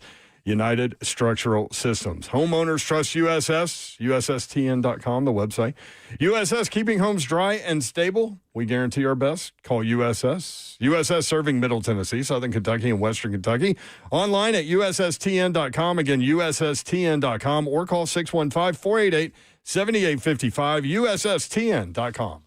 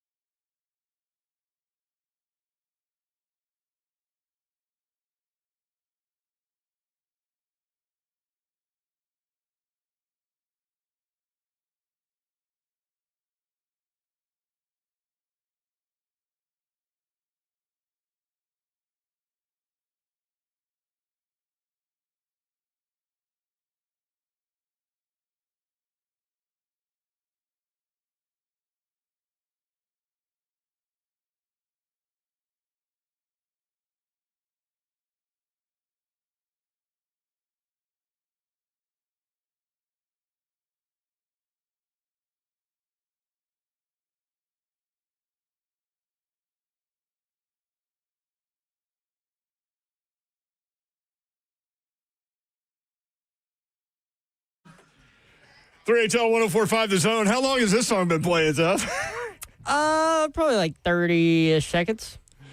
Don Davenport is not going to be surprised by this at all. Slay and I both in the hall. What up, Babette? Watching a video that we'll share with you later, Babs. Babs is in Columbia, South Carolina. What's up, Babs? Well, it's Columbia, Missouri, but close. Oh, yeah. You guys are really on your game today, man. You're not in South Carolina for South Carolina State and South Carolina? No, not there for that one. I got a little bit of a bigger rivalry, I think, this weekend, so that should be fun. So when you go on Feinbaum here in a minute, you can use Slay's analogy that he used this morning where he said Bama fans are going through what astronauts go through on reentry, where your body just kind of coils up on itself. Slay, I'm totally using that. I'll be like, Feinbaum, are you okay? I've been worried about you, my man. Yeah. I love it. You have one of the better matchups of the weekend, in my opinion, and two really good quarterbacks. Yeah. Beulah, obviously, for Missouri, the transfer from Penn State. If people haven't seen him, man, that dude can run. As can Jalen Daniels. These are two dynamic quarterbacks. That can really get it done on the ground, right? And you know what's funny, too, is Missouri had a quarterback competition just last week, and then Sam Horn gets injured on the very first play that he's in. So no more quarterback competition for Mizzou. It's now Bo's show. And so, Drink has been asked like a million times, are you going to play call different? Are you going to do anything different? Because Bo uses his legs so well and so often and makes plays. Well, their backup quarterback's a true freshman. So do you do anything different? Of course, Drink's like, nope, not at all. We got to let Bo be Bo because let's be honest, that's the strength of his game. But Drink was like, he can throw the ball way better than people give him credit for. They just assumed that he, wasn't great at throwing because of how Penn State used him. But Penn State had Drew, so they didn't need him as a quarterback, but they wanted to get him in. And I mean, he's just so dang athletic, and sitting across the table from him today, like, he is legit. He's hard worker. He's in the facility at 6 a.m. throwing to nets. He's got this entire log on his phone of what he does every day, and it's 8 million trillion hours of film. So from the outside, everything he's doing is right, and then you've got the other guy on the other side, Jalen Daniels, who it might be the most loyal quarterback in the history of all sports, staying at Kansas all these years. He's in year 6. And he can do some things, physically. He's in the best physical shape he's ever been in. He's in a great spot physically from an injury standpoint because he's battled those. He's making better decisions. All the things. So I think it's going to be fun to watch these two quarterbacks. Babsy, it's been a minute since these two have played in this rivalry. Do you feel the tension in the air? What's the setup? Paint the picture for me. What's going on around campus right now? Okay, so it's really weird because these two teams haven't played in football since 2011. But Slay, the basketball rivalry. I mean, you've heard the where the broadcast has to beep things out because the section likes to sing at the end of Mr. Brightside, right? Yep.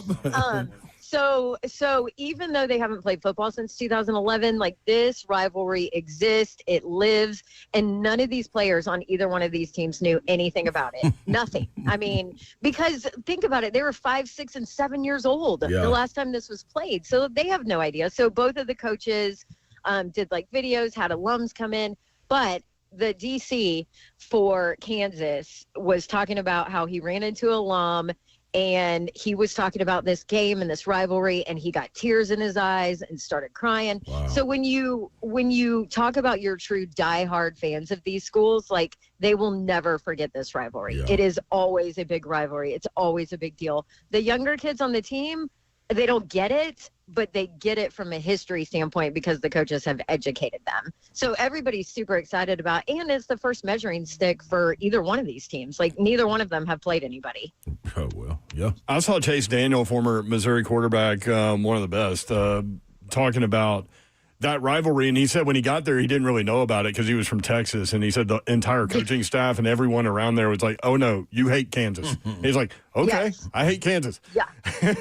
So that's a thing. You just have to know this. Well, so Marquise Johnson is a wide receiver for Mizzou, and his dad played corner here, also played at Jackson State and then in the NFL, but his dad was a corner here, and so I talked to him, and he was like, oh yeah, my dad's like teammates and friends are like texting me and calling me and being like, hey, you know, we beat Kansas, that's what we do, you know. And he's like, so I get it. Do you feel like it's a little bit of an advantage with Kansas already playing 2 games and Missouri only playing 1, or this is what it is because it's a rivalry year?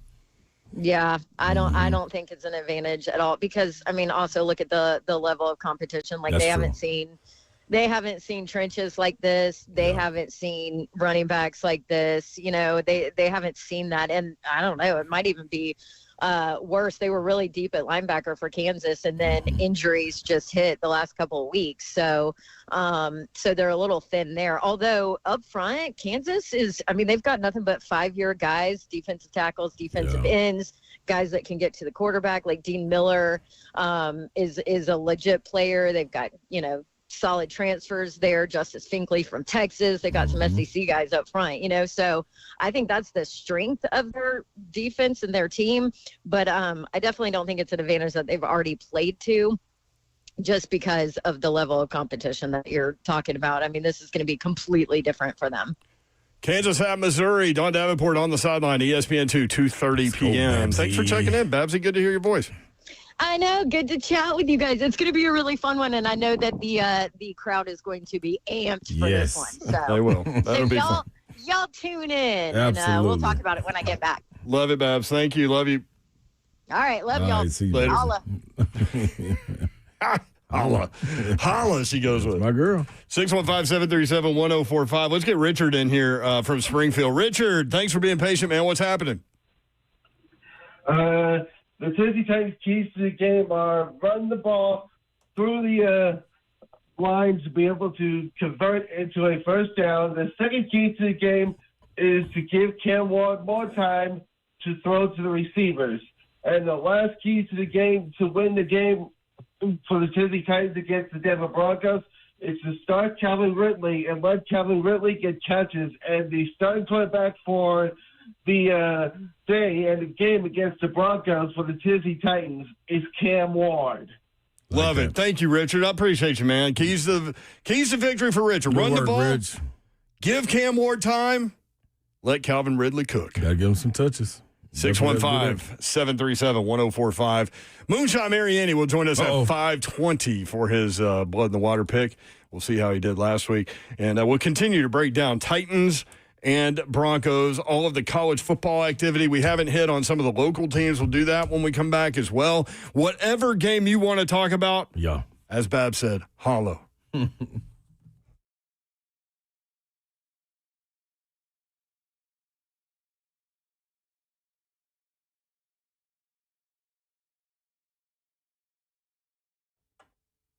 Got an important message from our good friends at Bart Durham Injury Law, BDIL. They've been in business here in Middle Tennessee for a long, long time. They've helped so many people in Middle Tennessee for so long. Some lawyers chase ambulances, their message today. They'll do anything to get your attention, but not Blair Durham and his team. If someone calls you after a wreck, they are breaking the law. That's right. There are lawyers out there breaking the law. Marine veteran Blair and his team at Bart Durham Injury Law do not play those games. 615-242-9000. That's 615-242-9000. That's Blair's number. And when you make the call, they answer. They are local here in Middle Tennessee. They are trusted, and they are ready to fight for you. No gimmicks. Just a team that is on your side from the very beginning. 615-242-9000. If you or someone you love is ever in a wreck, remember Blair's number. And even better, just go ahead and get it into your phone. I'll give it to you a few more times. 615-242-9000. That's easy. 615-242-9000. Local, trusted, ready to fight for you. Again, that's 615-242-9000.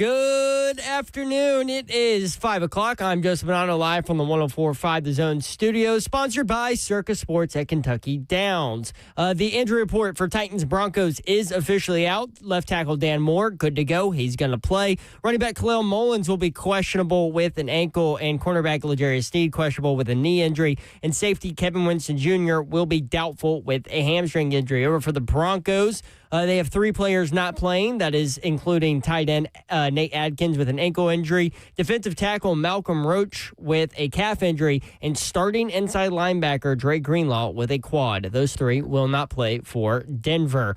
That game is on Sunday at 2 o'clock. You can catch the Titans Radio Network right here on 104.5 The Zone. Tonight in the NFL, Chiefs-Chargers, they're headed to Brazil for their Week 1 matchup. Kickoff for that one at 7 o'clock. The Westwood One call of that game can also be heard right here on The Zone. In college football this weekend, number 22 Tennessee hosting ETSU for their home opener. Mike Keith and Ramon Foster on the Vol Network will be on the call with the coverage starting at noon. Kickoff at 2:30 right here on The Zone. Vandy will be on the road at Virginia Tech. For our foundation repair, whatever needs you need to visit USSTN.com. Bringing news at once on your home for the Titans and Balls. This is 104.5 The Zone.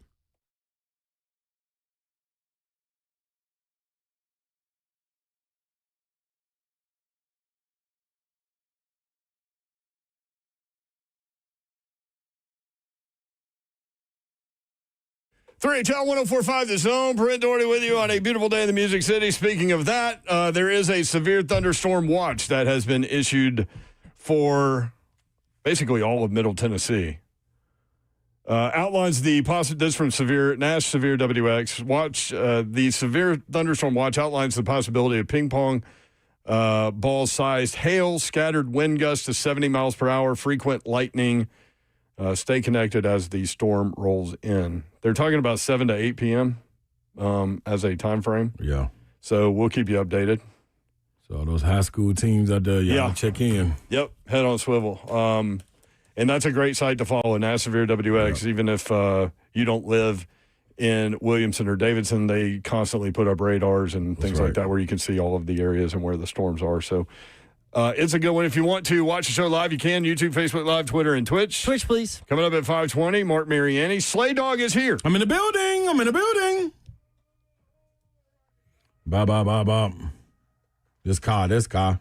You know it.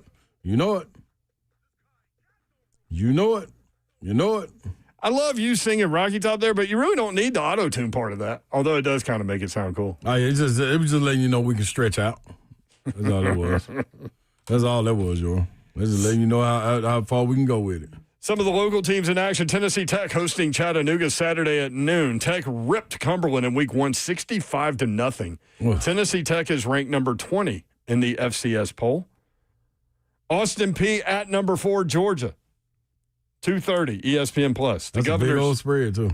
What is it? I haven't even seen it. Oh, I tell you. I haven't seen the FCS spreads yet. You just hold your little horses. Hold on. Hold on to yourself. This is going to hurt like hell. This is coming from FanDuel. Governors earned their first win over an FBS team last week since 1987 with their 34-14 win over MTSU. 48.5. 48.5. Mm-hmm. I think it's a high number. I heard a little birdie tell me that when Austin Peay went to play Georgia in Athens the last time, that Kirby Smart at halftime, I think, asked the head coach, hey, we can end this after the third quarter if you want to. And the head coach go stand over there, man. That was real. Like, what? Is there any football coach out there that would accept that? I mean, why would you even ask? Yeah, we're going to get on out of here. That's such an A move to even ask that, right? They got to get their work in, too. And what are you showing your team if you quit after 3 quarters? Oh. That's literally the opposite of what anybody would want to do. Yeah, we're cool, man. We're going to get on that. You would rather take the beating for 4 quarters than be like, yeah, no, I'm good after What 3. you tell the fans in the stands? By the way, thanks for buying a ticket. Game's over. Like you got to tell them who called the game. You can't say, man, we both came to a mutual agreement. No, one of them quit. Or the parents of walk-ons that never get to play. Like, hey, Traveled all the way Here comes down the fourth quarter. It's our time. What? Let's go, little Johnny. Yeah, Johnny's not coming out of the locker room. We're going in. Yeah, we out of here. See ya. We're out of See here. you at home. 615-737-1045. Also, this is the big one in town, man. TSU hosting number 1 ranked North Dakota State, 1:30 p.m. at Nissan Stadium. TSU running back, what was it? Dang. Dog, too. He's a dog. Mm-hmm. Here, I'll find it in a second. I didn't write his name down. 174 yards and 2 touchdowns. Is it Kenneth Drayton? Yeah. Give me the line. 174 yards and 2 touchdowns last week on 21 carries in the Tigers' Week 1 win over North Carolina A&T. North Dakota State won their season opener 38-0 over Citadel. The Bison have won 20 of their last 23 football games. The Bison. You know where they're located? Where? Fargo, North Dakota. It's a good place to be, I guess. They have a dome. They have a dome that holds 17,000 people. It's like they play football in the municipal auditorium almost. Yeah, have a ball with that. Or Bridgestone Arena, I guess, would be more. Do you know the running back's number by chance? I just know he had 174 yards and he's a dog. They got a lot of running backs. Kendrick Rhymes. That is a great. That's it. Kendrick Rhymes. That is a great name. Kendrick Rhymes. That's him. Yes, he does. Rhymes to the end zone. You think he can freestyle with a name like that? You got to try. Right? Like, if you ain't got nothing else, you got to either be able to do that or have some hell of a rhythm. Wish you would come out here with no rhythm. Your last name rhymes. You can't do that now. Don't disrespect the name. You guys don't disrespect your own name. Nah, yeah, that ain't cool, you Kendrick Rhymes, yes. Tim Polasek is their head coach. He's in his second year. He's 15-2. They have 18 national titles. Since 2011, North Dakota State has won 10 national championships. That's 10 national titles in the last 14 seasons, including last year. So the defending national champs are coming to Nashville to take on TSU. Huge opportunity. Let's go, Big Blue. That's right. Big Blue rising. All right. Yeah. There you go. Local games. 615-737-1045. Let's go to Matthew in Franklin. Matthew, what's up? Good evening, my brothers. Breaking sports news. Here we go. Walt Disney World is combining forces with the University of Alabama to remake The Wizard of Oz. And it's a perfect spot because they got no brains, no heart, and no courage. Go Irish. Go Irish. Trash Talk Friday. Matthew, Okay. Matthew went right after him. Was that a Notre Dame representative? Oh, yeah. Okay. All right. Unless it's Father Ryan. Hey. I mean, wasn't it Alabama that ripped apart that Manti Te'o team in the national title game? Yeah. Woo! Yeah. Remember all that Notre Dame talk going into that game? They had you believing. And the SEC people just sat down here going, okay. Yeah. Y'all ain't seen this. All right. Yeah, but they did a great job nationally as far as getting that game hyped up and us believing Notre Dame had a chance. Because if you had watched Alabama, they'd go. Yeah. 615-737-1045. Different weight classes. Yeah, that's a good way to put it. Leon in Nashville. Leon, what up? Hello. Hey, What's Leon. happening? How you doing, you guys? First-time caller, Love it. long-time listener. That's what I'm talking about. He said I always want to say that. Die-hard Titans fan. Me too. Garage, loaded, Titans, everything. Okay. Big ups to Steve McNair, R.I.P., love you. Most definitely. And Eddie George. My favorite Titans lineup had to be Frank Wycheck with Javon Curry, Eddie George, and Steve McNair. I do believe I was at the Music City Miracle game as a kid. And one big moment for me in Titans history is the almost Super Bowl champions. This year, I do feel like we have the team that's equipped to do that same, but take it all the way. I know we got to give our quarterback some more time, but he is looking good. He looked like he's already at that capability of running the team and running it how he wants to run it. And our defense is looking great. Honestly, I'm the first time ever without the hypocritical thought of Titans of looking good but not going to play good. I feel like we're looking good and going to play good. All right. I'm feeling that. Did Zeph just tell me that your birthday is on Sunday? Yes, it's the opener for us, and it's my 34th birthday. Yeah, Sunday. come on. Happy birthday, Leon. Yeah, gotta go get this one for him. It means a lot hearing this from you guys, man. I'm telling you. I wish I could send a picture in of my garage, man. You'll love it. Man. And everything. That's what I'm talking about, man. Happy birthday, Lee. That's all right. They bring home this victory, boy. We're going, keg stands all through your garage. It's going down, You baby. already know it. Yeah, that's what I'm talking about. That's the energy right there, man. Trash Talk Friday. Thank you, Leon. Happy birthday, man. Yeah. I appreciate it. All right, 615-737-1045. Listen, I know we walk into this thing, and it's sometimes you got to wonder, like, what is it? You know, do we really have that chance? I do think they got a chance going up there, yo. The thing is, this is the thing. What's the thing? You know, the thing. The guy. Do people even get that anymore? I don't know, but Zelfa hit the button, they will. They still won't. You know, the thing. The guy. The thing. I will tell you this. What are you going to tell us? Limit turnovers? Matter of fact, I'm going to take it a step further. No turnovers. Yeah, they need no turnovers. 5 penalties or less. No short field. No short field. You got to get a break somewhere on the road. This is in any sport. This is in college. This is pro. You got to get a break on their turf, man. You got to get something to go your way where you kind of scratching your head like, I don't really know, but we'll take that right there. Ain't up for us to cry. And then if you can get somebody defensively to have a crazy game where you got to kind of alter your game plan. Yeah. Just alter it. Like RP just decides to go nuts and has like 3 sacks. We something weird. Now we got something to roll with. We, as a talk show in Nashville, Tennessee, we got to get this team to where we don't need weird things to happen for them to win. Bingo. But this is where they are. This is because they are a new team. This is a rebuilding team. The oldest guy on your team, well, minus Quandre Diggs and people like that, is Big Jeff. Yeah. Ain't no ifs, ands, or buts about it. Like, that's your guy. Yeah. That's been here. Staple. The guy. You know, the thing. Hey.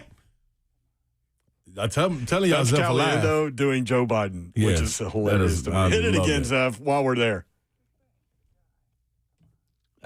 We wish we could have him break down a game.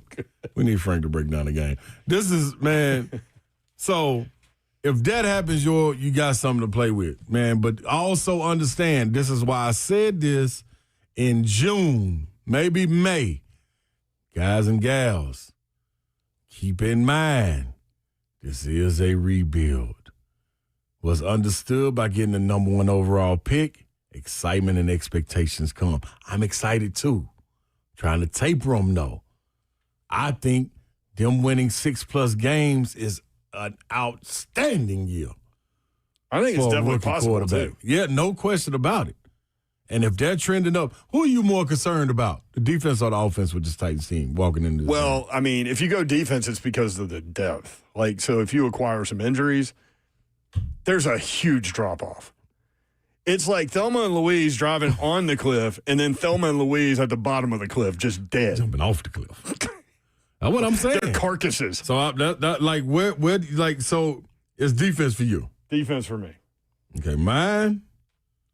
I think the offensive line will be it's pretty defense good. for me, So too. I think And it ain't special teams, it ain't offense. Like, mine, yours is, it's the defense. Because we don't know what to expect. We ain't seen guys all year. Michael said, let's talk politics. What could go wrong? We're not talking politics. We're just listening to a guy imitate a guy. That's it. Oh, yeah. And we just think it's such a really good impression. Oh, excelente. That's what that is. All right, you want to get some more energy up in here? Bring me the shine, baby. Bring me the shine. Shine up next.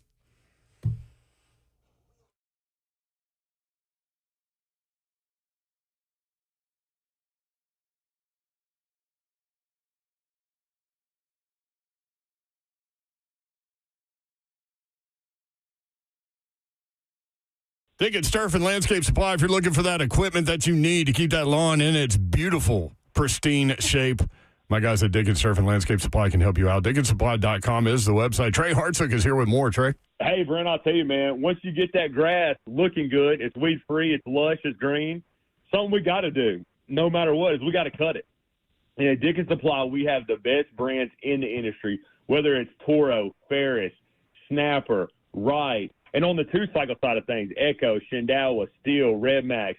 Buy where the pros buy. There's a reason that when you see the trucks rolling through, they're professional landscape contractors. They have certain brands on their trucks that they trust to put food on their table. At Dickens Supply, we sell those brands right here. Whether you have 0.3 of an acre and you're a weekend warrior that wants to get it done, or you're a professional landscape contractor, we have the equipment that you need to get that stuff taken care of. So if you got any questions about mowers, we can sell them, we can service them. If yours breaks down, we can work on it. So we're full shop when it comes to the service side of things, and we love to sell you new ones. So if you got any questions whatsoever, please give us a shot on your next equipment purchase. We're conveniently located in Auto Mill, Tennessee. Got locations in Nashville, Hendersonville, Murfreesboro, Bellevue, Brentwood, Lawnmower, Mount Juliet, and Franklin. If you can't get a hold of us, check us online, DickensSupply.com. We have a new Dawn deal for Pella Windows and Doors of Nashville. It's for the month of September, so maybe you are out there and you know you need new windows and new doors, replacement windows for your old windows in your home. I feel you, and I feel you that it's not really the most exciting thing to replace in your home, but sometimes you just got to do it. And for September, Pella Windows and Doors of Nashville, if you tell them you know me and ask for the Dawn deal, they'll give you 55% off qualifying installations, 0% APR for 48 full months. That is plenty of time to pay off those windows and doors. And I'll tell you that Pella Windows and Doors of Nashville are the absolute best, the best to work with, the best people, family-oriented business. They've got lifetime warranties on all of their products. And then on top of it, they also back it up with a 10-year labor warranty, which is leading in the industry. Reach out to them. You can do it easily online or call them 615-249-1910. Ask for my girl Brittany. Schedule a free consultation. Tell them to give you the Dawn deal. It's PellaNashville.com.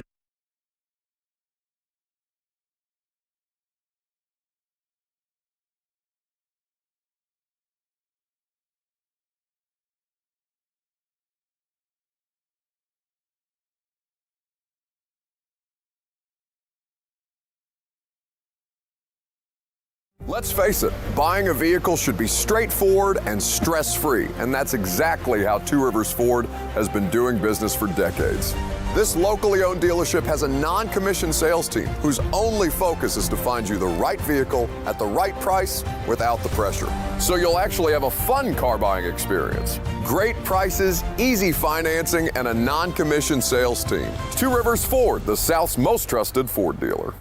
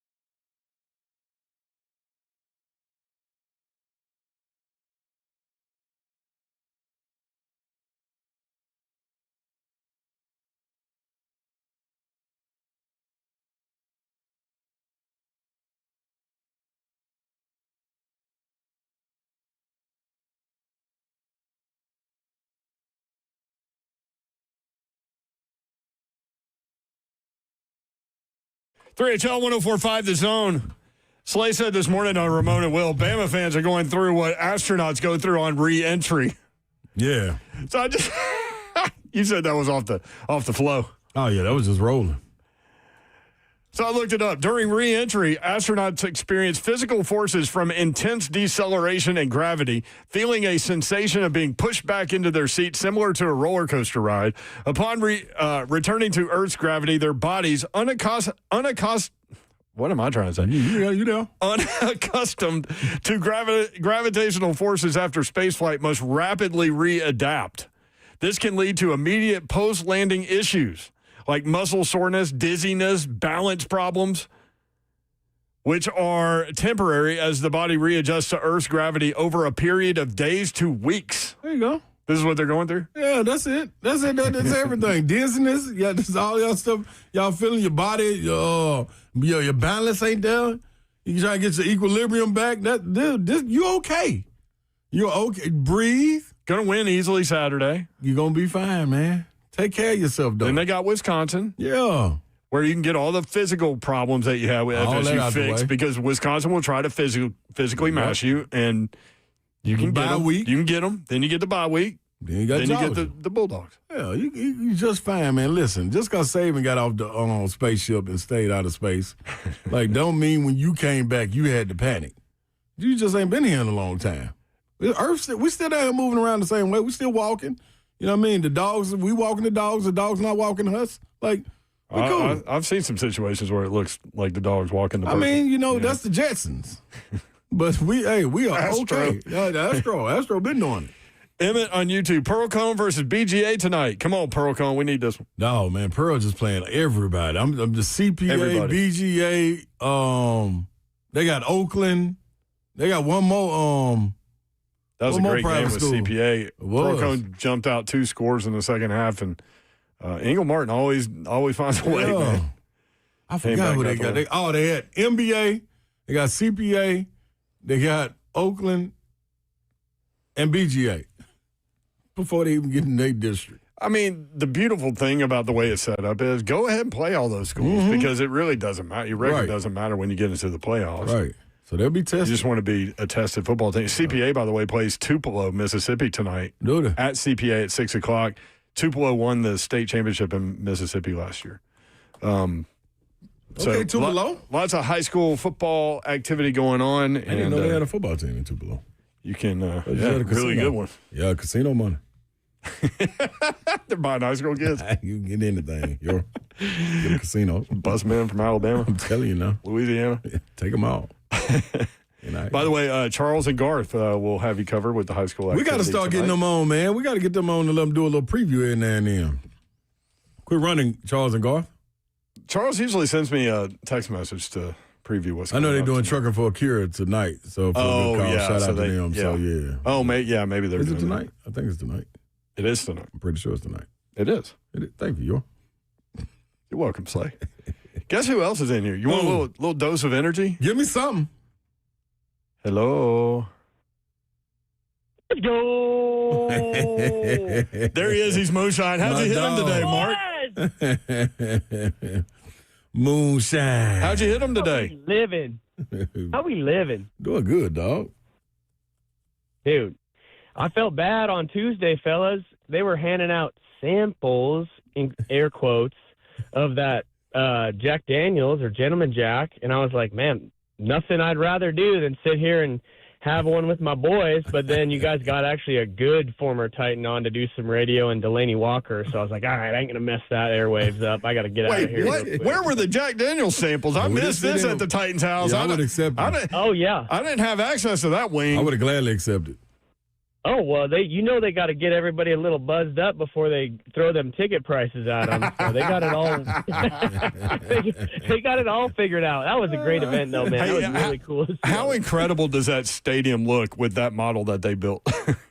It's unbelievable, man. I just can't even believe it. I can't even believe us little mid size market here is just going to step up and just start playing with the big boys and get that fat boy over on the East Bank, man. It is going to be unbelievable. It's going to be a game changer. And it's really cool, if anybody hasn't seen it, down in Germantown, to go check it out and understand what it's going to look like and feel like and the seats look like. I mean, it's going to be pretty special. Yep, Titans House down in Germantown. That's where they've got the sales center that's now open to the general population. They kept it to the season ticket holders and current PSL holders for a while. But here's the other thing, Mark. I don't know if you know this. Burke Nihill told us they had a 70% retention rate from PSL owners to the new building. Wow, that's incredible. I love that. They were anticipating like 45% just based on other new stadiums and doing this. It's crazy. And it's 70%.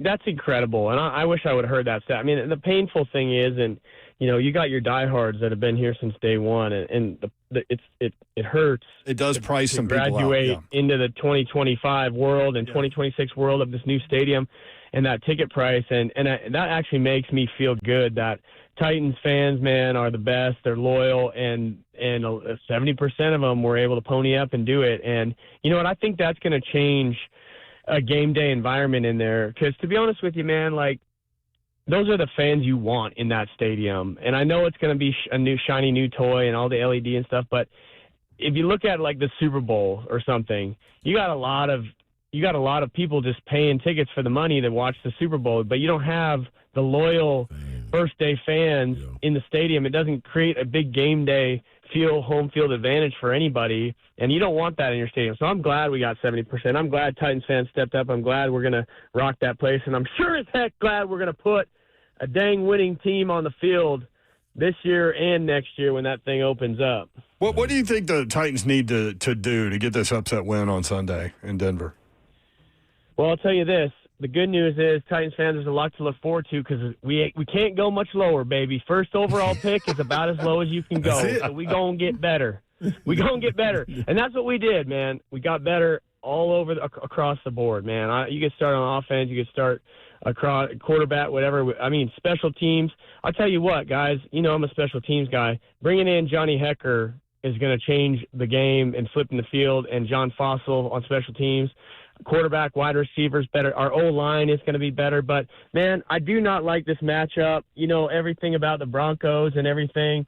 To win this football game, we got to do all the little things. And I think we're poised to do that.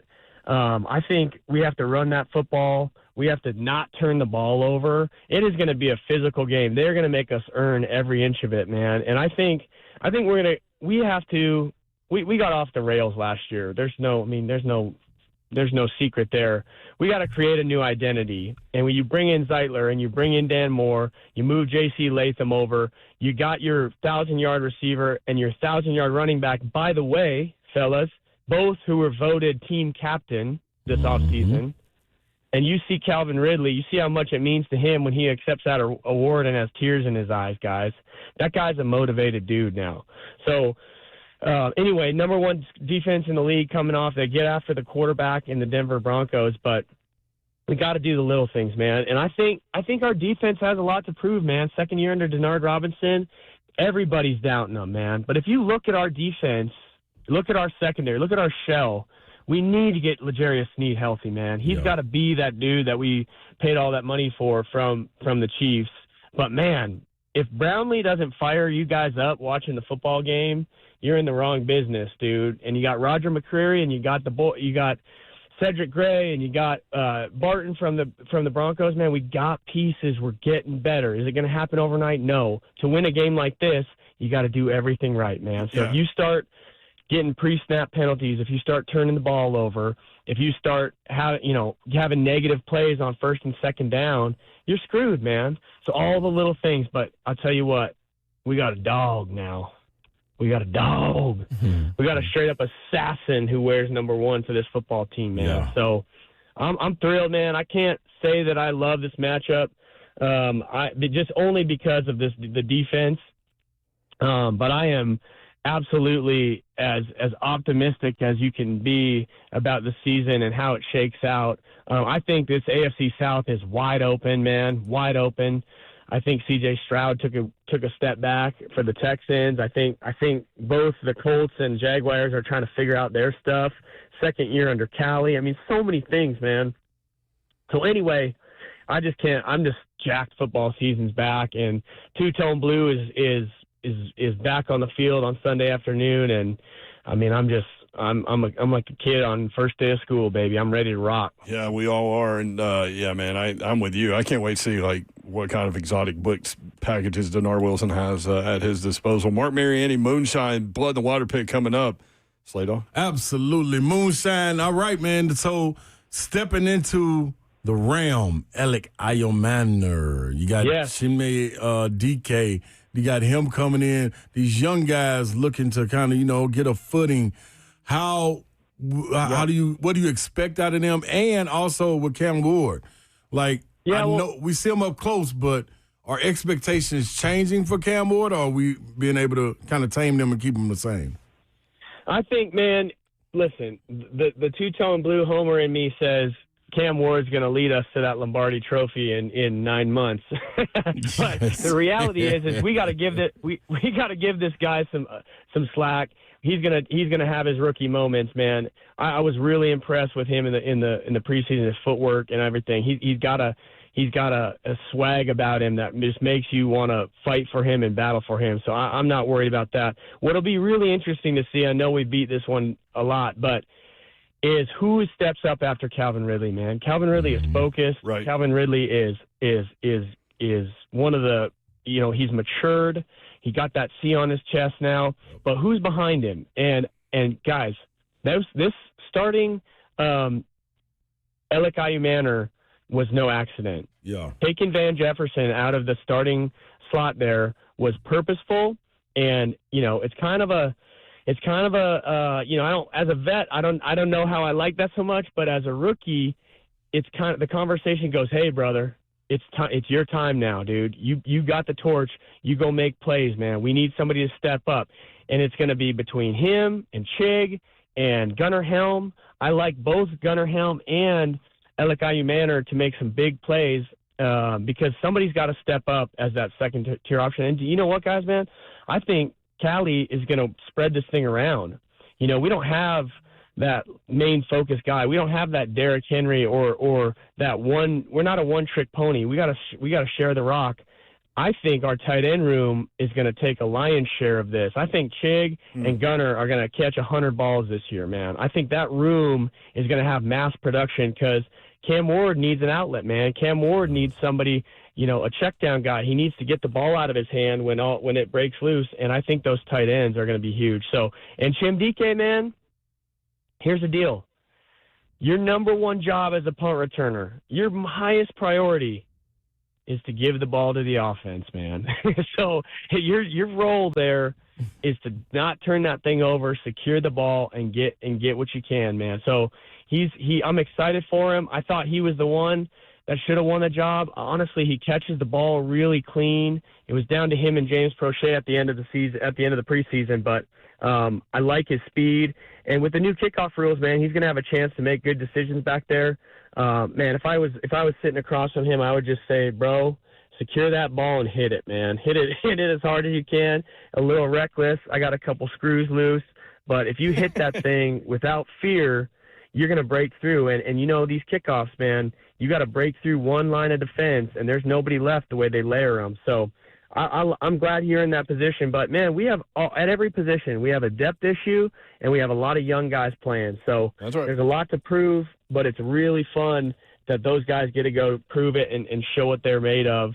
And you know what? On the other side, man, Bo Nix came on hot, but they have the same problem. They have Cortland Sutton, and then who? Nobody. We can shut down Cortland Sutton, who is to me is a top 10 wide receiver in this league. He's a baller, but we have the guys. That's what I'm saying. Snead and Brownlee and Roger need to shut him down and try to make them beat us with someone else. They're going to try to run the ball at us. They're going to try to get those dink and dunks with Bo Nix. But, man, this is going to be a grind game, man. I'm taking the 8.5, but I just love what we have working, fellas. I love Two-Tone Blue, man. We are picking up steam. We're going in the right direction, and we have improved immensely in 1 year under Callie and from this offseason moving forward. So I am freaking jacked. There he is, Mark Mariani. I'm talking about shine. Scoop on YouTube. We don't want him, baby. Let's go moonshine. Let's revisit before we get to the blood in the water pick. Oh, golly. Last week, you bet both of these games, but you went with the wrong one on the radio. You went LSU money line against Clemson. You also went Texas against Ohio State, which I did both of those games as well. Unfortunately, you have to hear this song because of the Texas pick. Oh, no. Hey, that's the last time we're hearing that garbage on these airwaves, man. I love it. All right, fade that out. Let's get going. Let's get going. Baby. It's a new week, Mark. Go get it. It's a new week, moonshine. Hey, it is go time, baby. Here go my It is dog. go time. Hey, listen. I've been hearing you guys talk about Alabama, okay? I've been hearing you guys talk about Alabama. I'm going to go a heavy double here, okay? I'm going to go a heavy double because here's what we're doing in week 1, fellas. We're going not for the Titans, but we're saying screw everybody in the AFC South. You hear me? Okay. A couple of old Alabama quarterbacks, baby. Tua Tagovailoa, Bryce Young, both of them going on the road. Where to? Jacksonville, Indianapolis Colts. You got the points. What did they say to him? We don't want those points. Go help you boys out. Jacksonville, or Bryce Young beats the Jacksonville Jaguars. Tua Tagovailoa goes into the barn, whoops the crap out of the Indianapolis Colts for us. Everybody gets wiped off the face of the earth. That's where the Sharks are hunting this week, baby. Go Alabama quarterbacks. We don't want those points.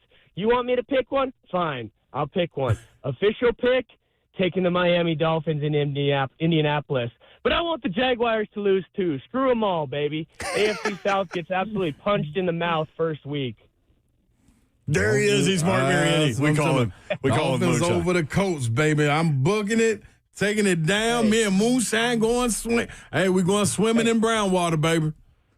Hey, listen, them Sharks be hunting brown water the weekends here. But here's the deal. The universe is listening, okay? They know what we're talking about. When we curse the rest of the AFC South, you know that's just good for the boys. Let's go, baby! Tighten up! You know it's coming! It's game week!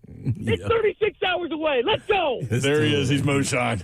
Every Friday. I'm riding with the shine, baby. With the blood in the water. Again, he came with 2. Yes, he did. But he picked 1. I'm riding with the shine. I'm going to pick the other one, too, just because you picked it. You can watch the show live, YouTube, Facebook Live, Twitter, and Twitch. Push, please. Jackson Jones on YouTube. Not sure if y'all have talked about this, but Jerry Curtis last week versus Ensworth was incredible. Yep. Nashville Christian quarterback going to Georgia. Been hearing about him and say he is a prototype. Threw for 190 yards and 3 touchdowns, ran for 140 more and 2 more touchdowns, and scored the game-winning 2-point conversion in Nashville Christian's 42-41 overtime win over Ensworth. So you're looking for a quarterback? This right here, this is what you would sculpt coming out of a quarterback. We need to get him on. Yep, we do. Hey, can some other school get him on? Can some other school other than Georgia go flip him, please? Please. That's always got a Tennessee angle. Yep. I mean, maybe Alabama will flip him. Oh, no. I don't need either of those. Have you got a chance to see him play yet, Zephyr? I saw some highlights from his game last week. Looked good. Yeah, that's all the highlights. Get him on, Zeph. There's an assignment for you. I'll work on it. City riding in the lamb. When we come back, 3HL bingo card and a parlay. Bring on the parslays. We'll be right Trying back. to make us some money.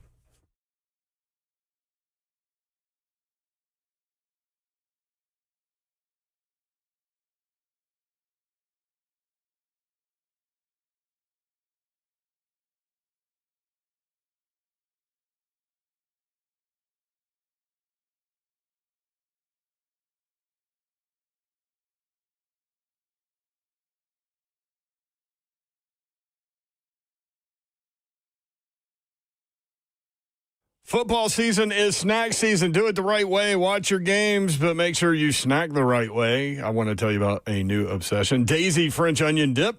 One of my guilty pleasures during football season, eating dips with chips, wings, veggies while watching all of the games.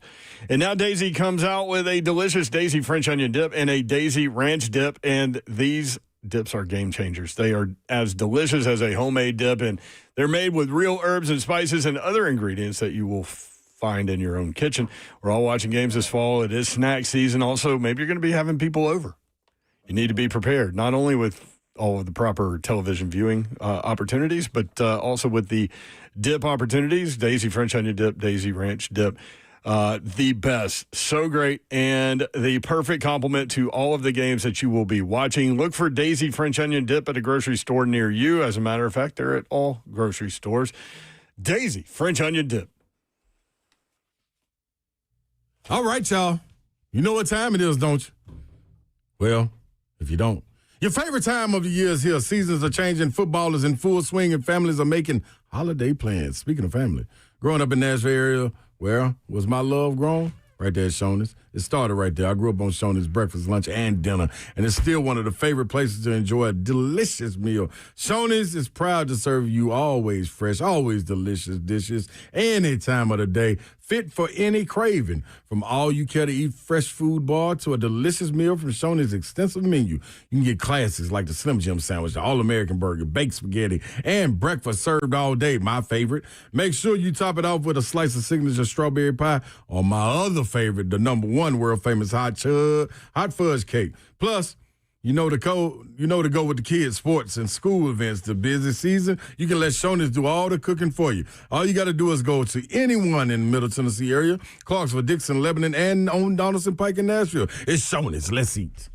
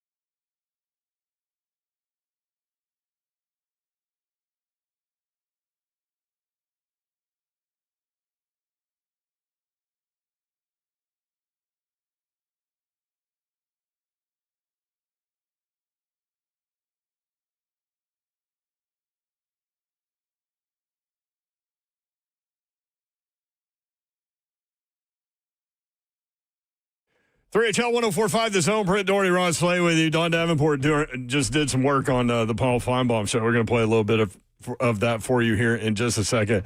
Where is my guy, Nick? Nick asked, is there going to be a post-game show after Titans games just like previous years? Yes. It'll be Zach Lyons, Stoney Keeley, and Kevin Dyson. Yep. I will be involved in the pregame shows. However, I will be in Madison, Wisconsin for MTSU in Wisconsin this weekend. But I'll be back next weekend. I'm going next Saturday. MTSU plays at Nevada, and I'm going to Reno in the morning and coming back that night. Wow.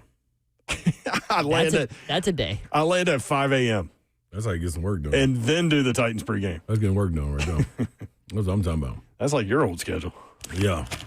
I roll with it. 3HL bingo card. You can trust certain things in life: death, taxes, and Jim Wyatt. Yeah, please.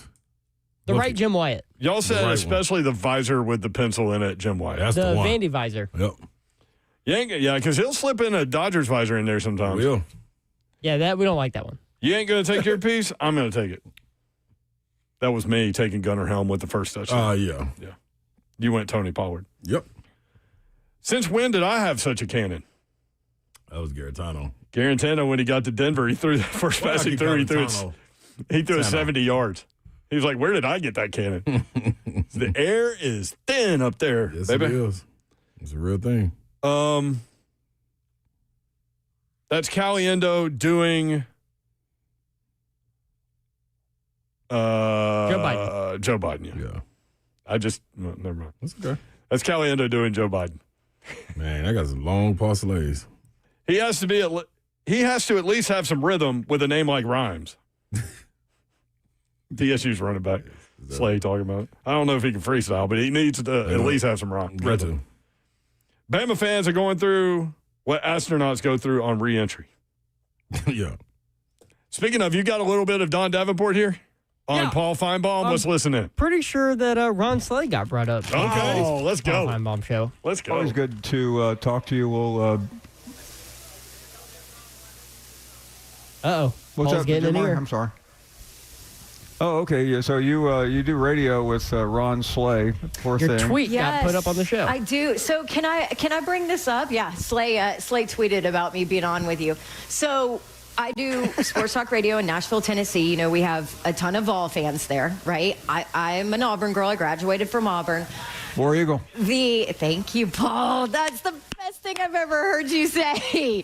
But we were talking about Alabama, and the reason is because the Tennessee Titans start on Sunday, Right. and for 2 straight days on our radio show on Monday and Tuesday. Do you know what people wanted to talk about? The demise of Alabama, the fall of Alabama, the Alabama is done. That is all anybody wanted to talk about, right?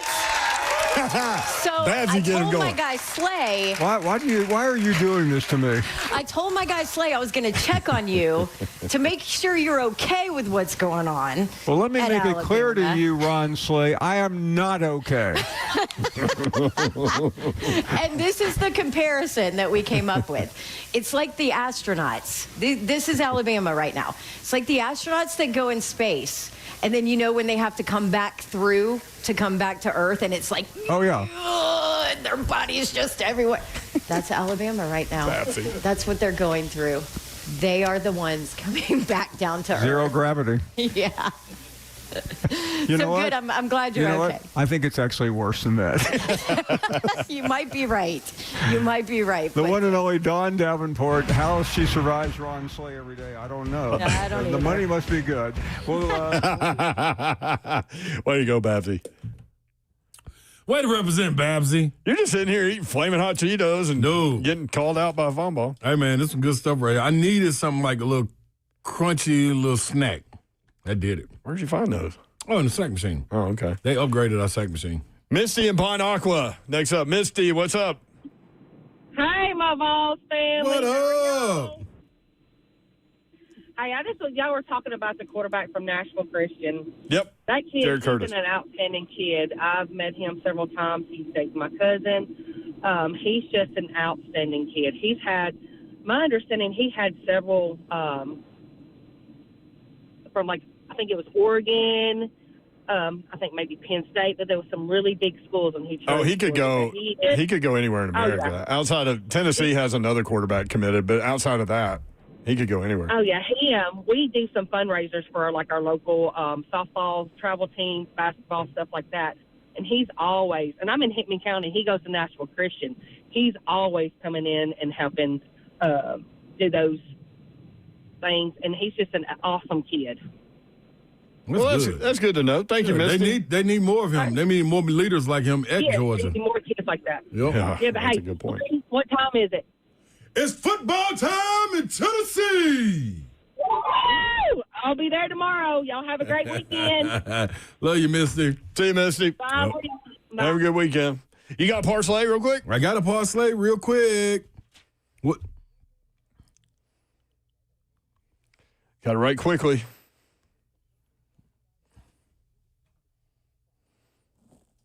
Parlay?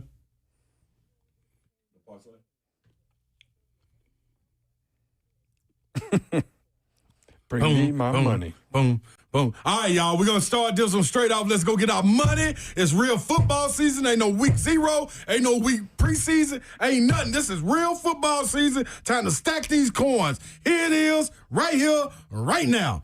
4-leg parlay. Yeah. This is real light. Texas minus 35.5 over San Jose State. Yes, book it. Oklahoma and Michigan. Oklahoma, money line.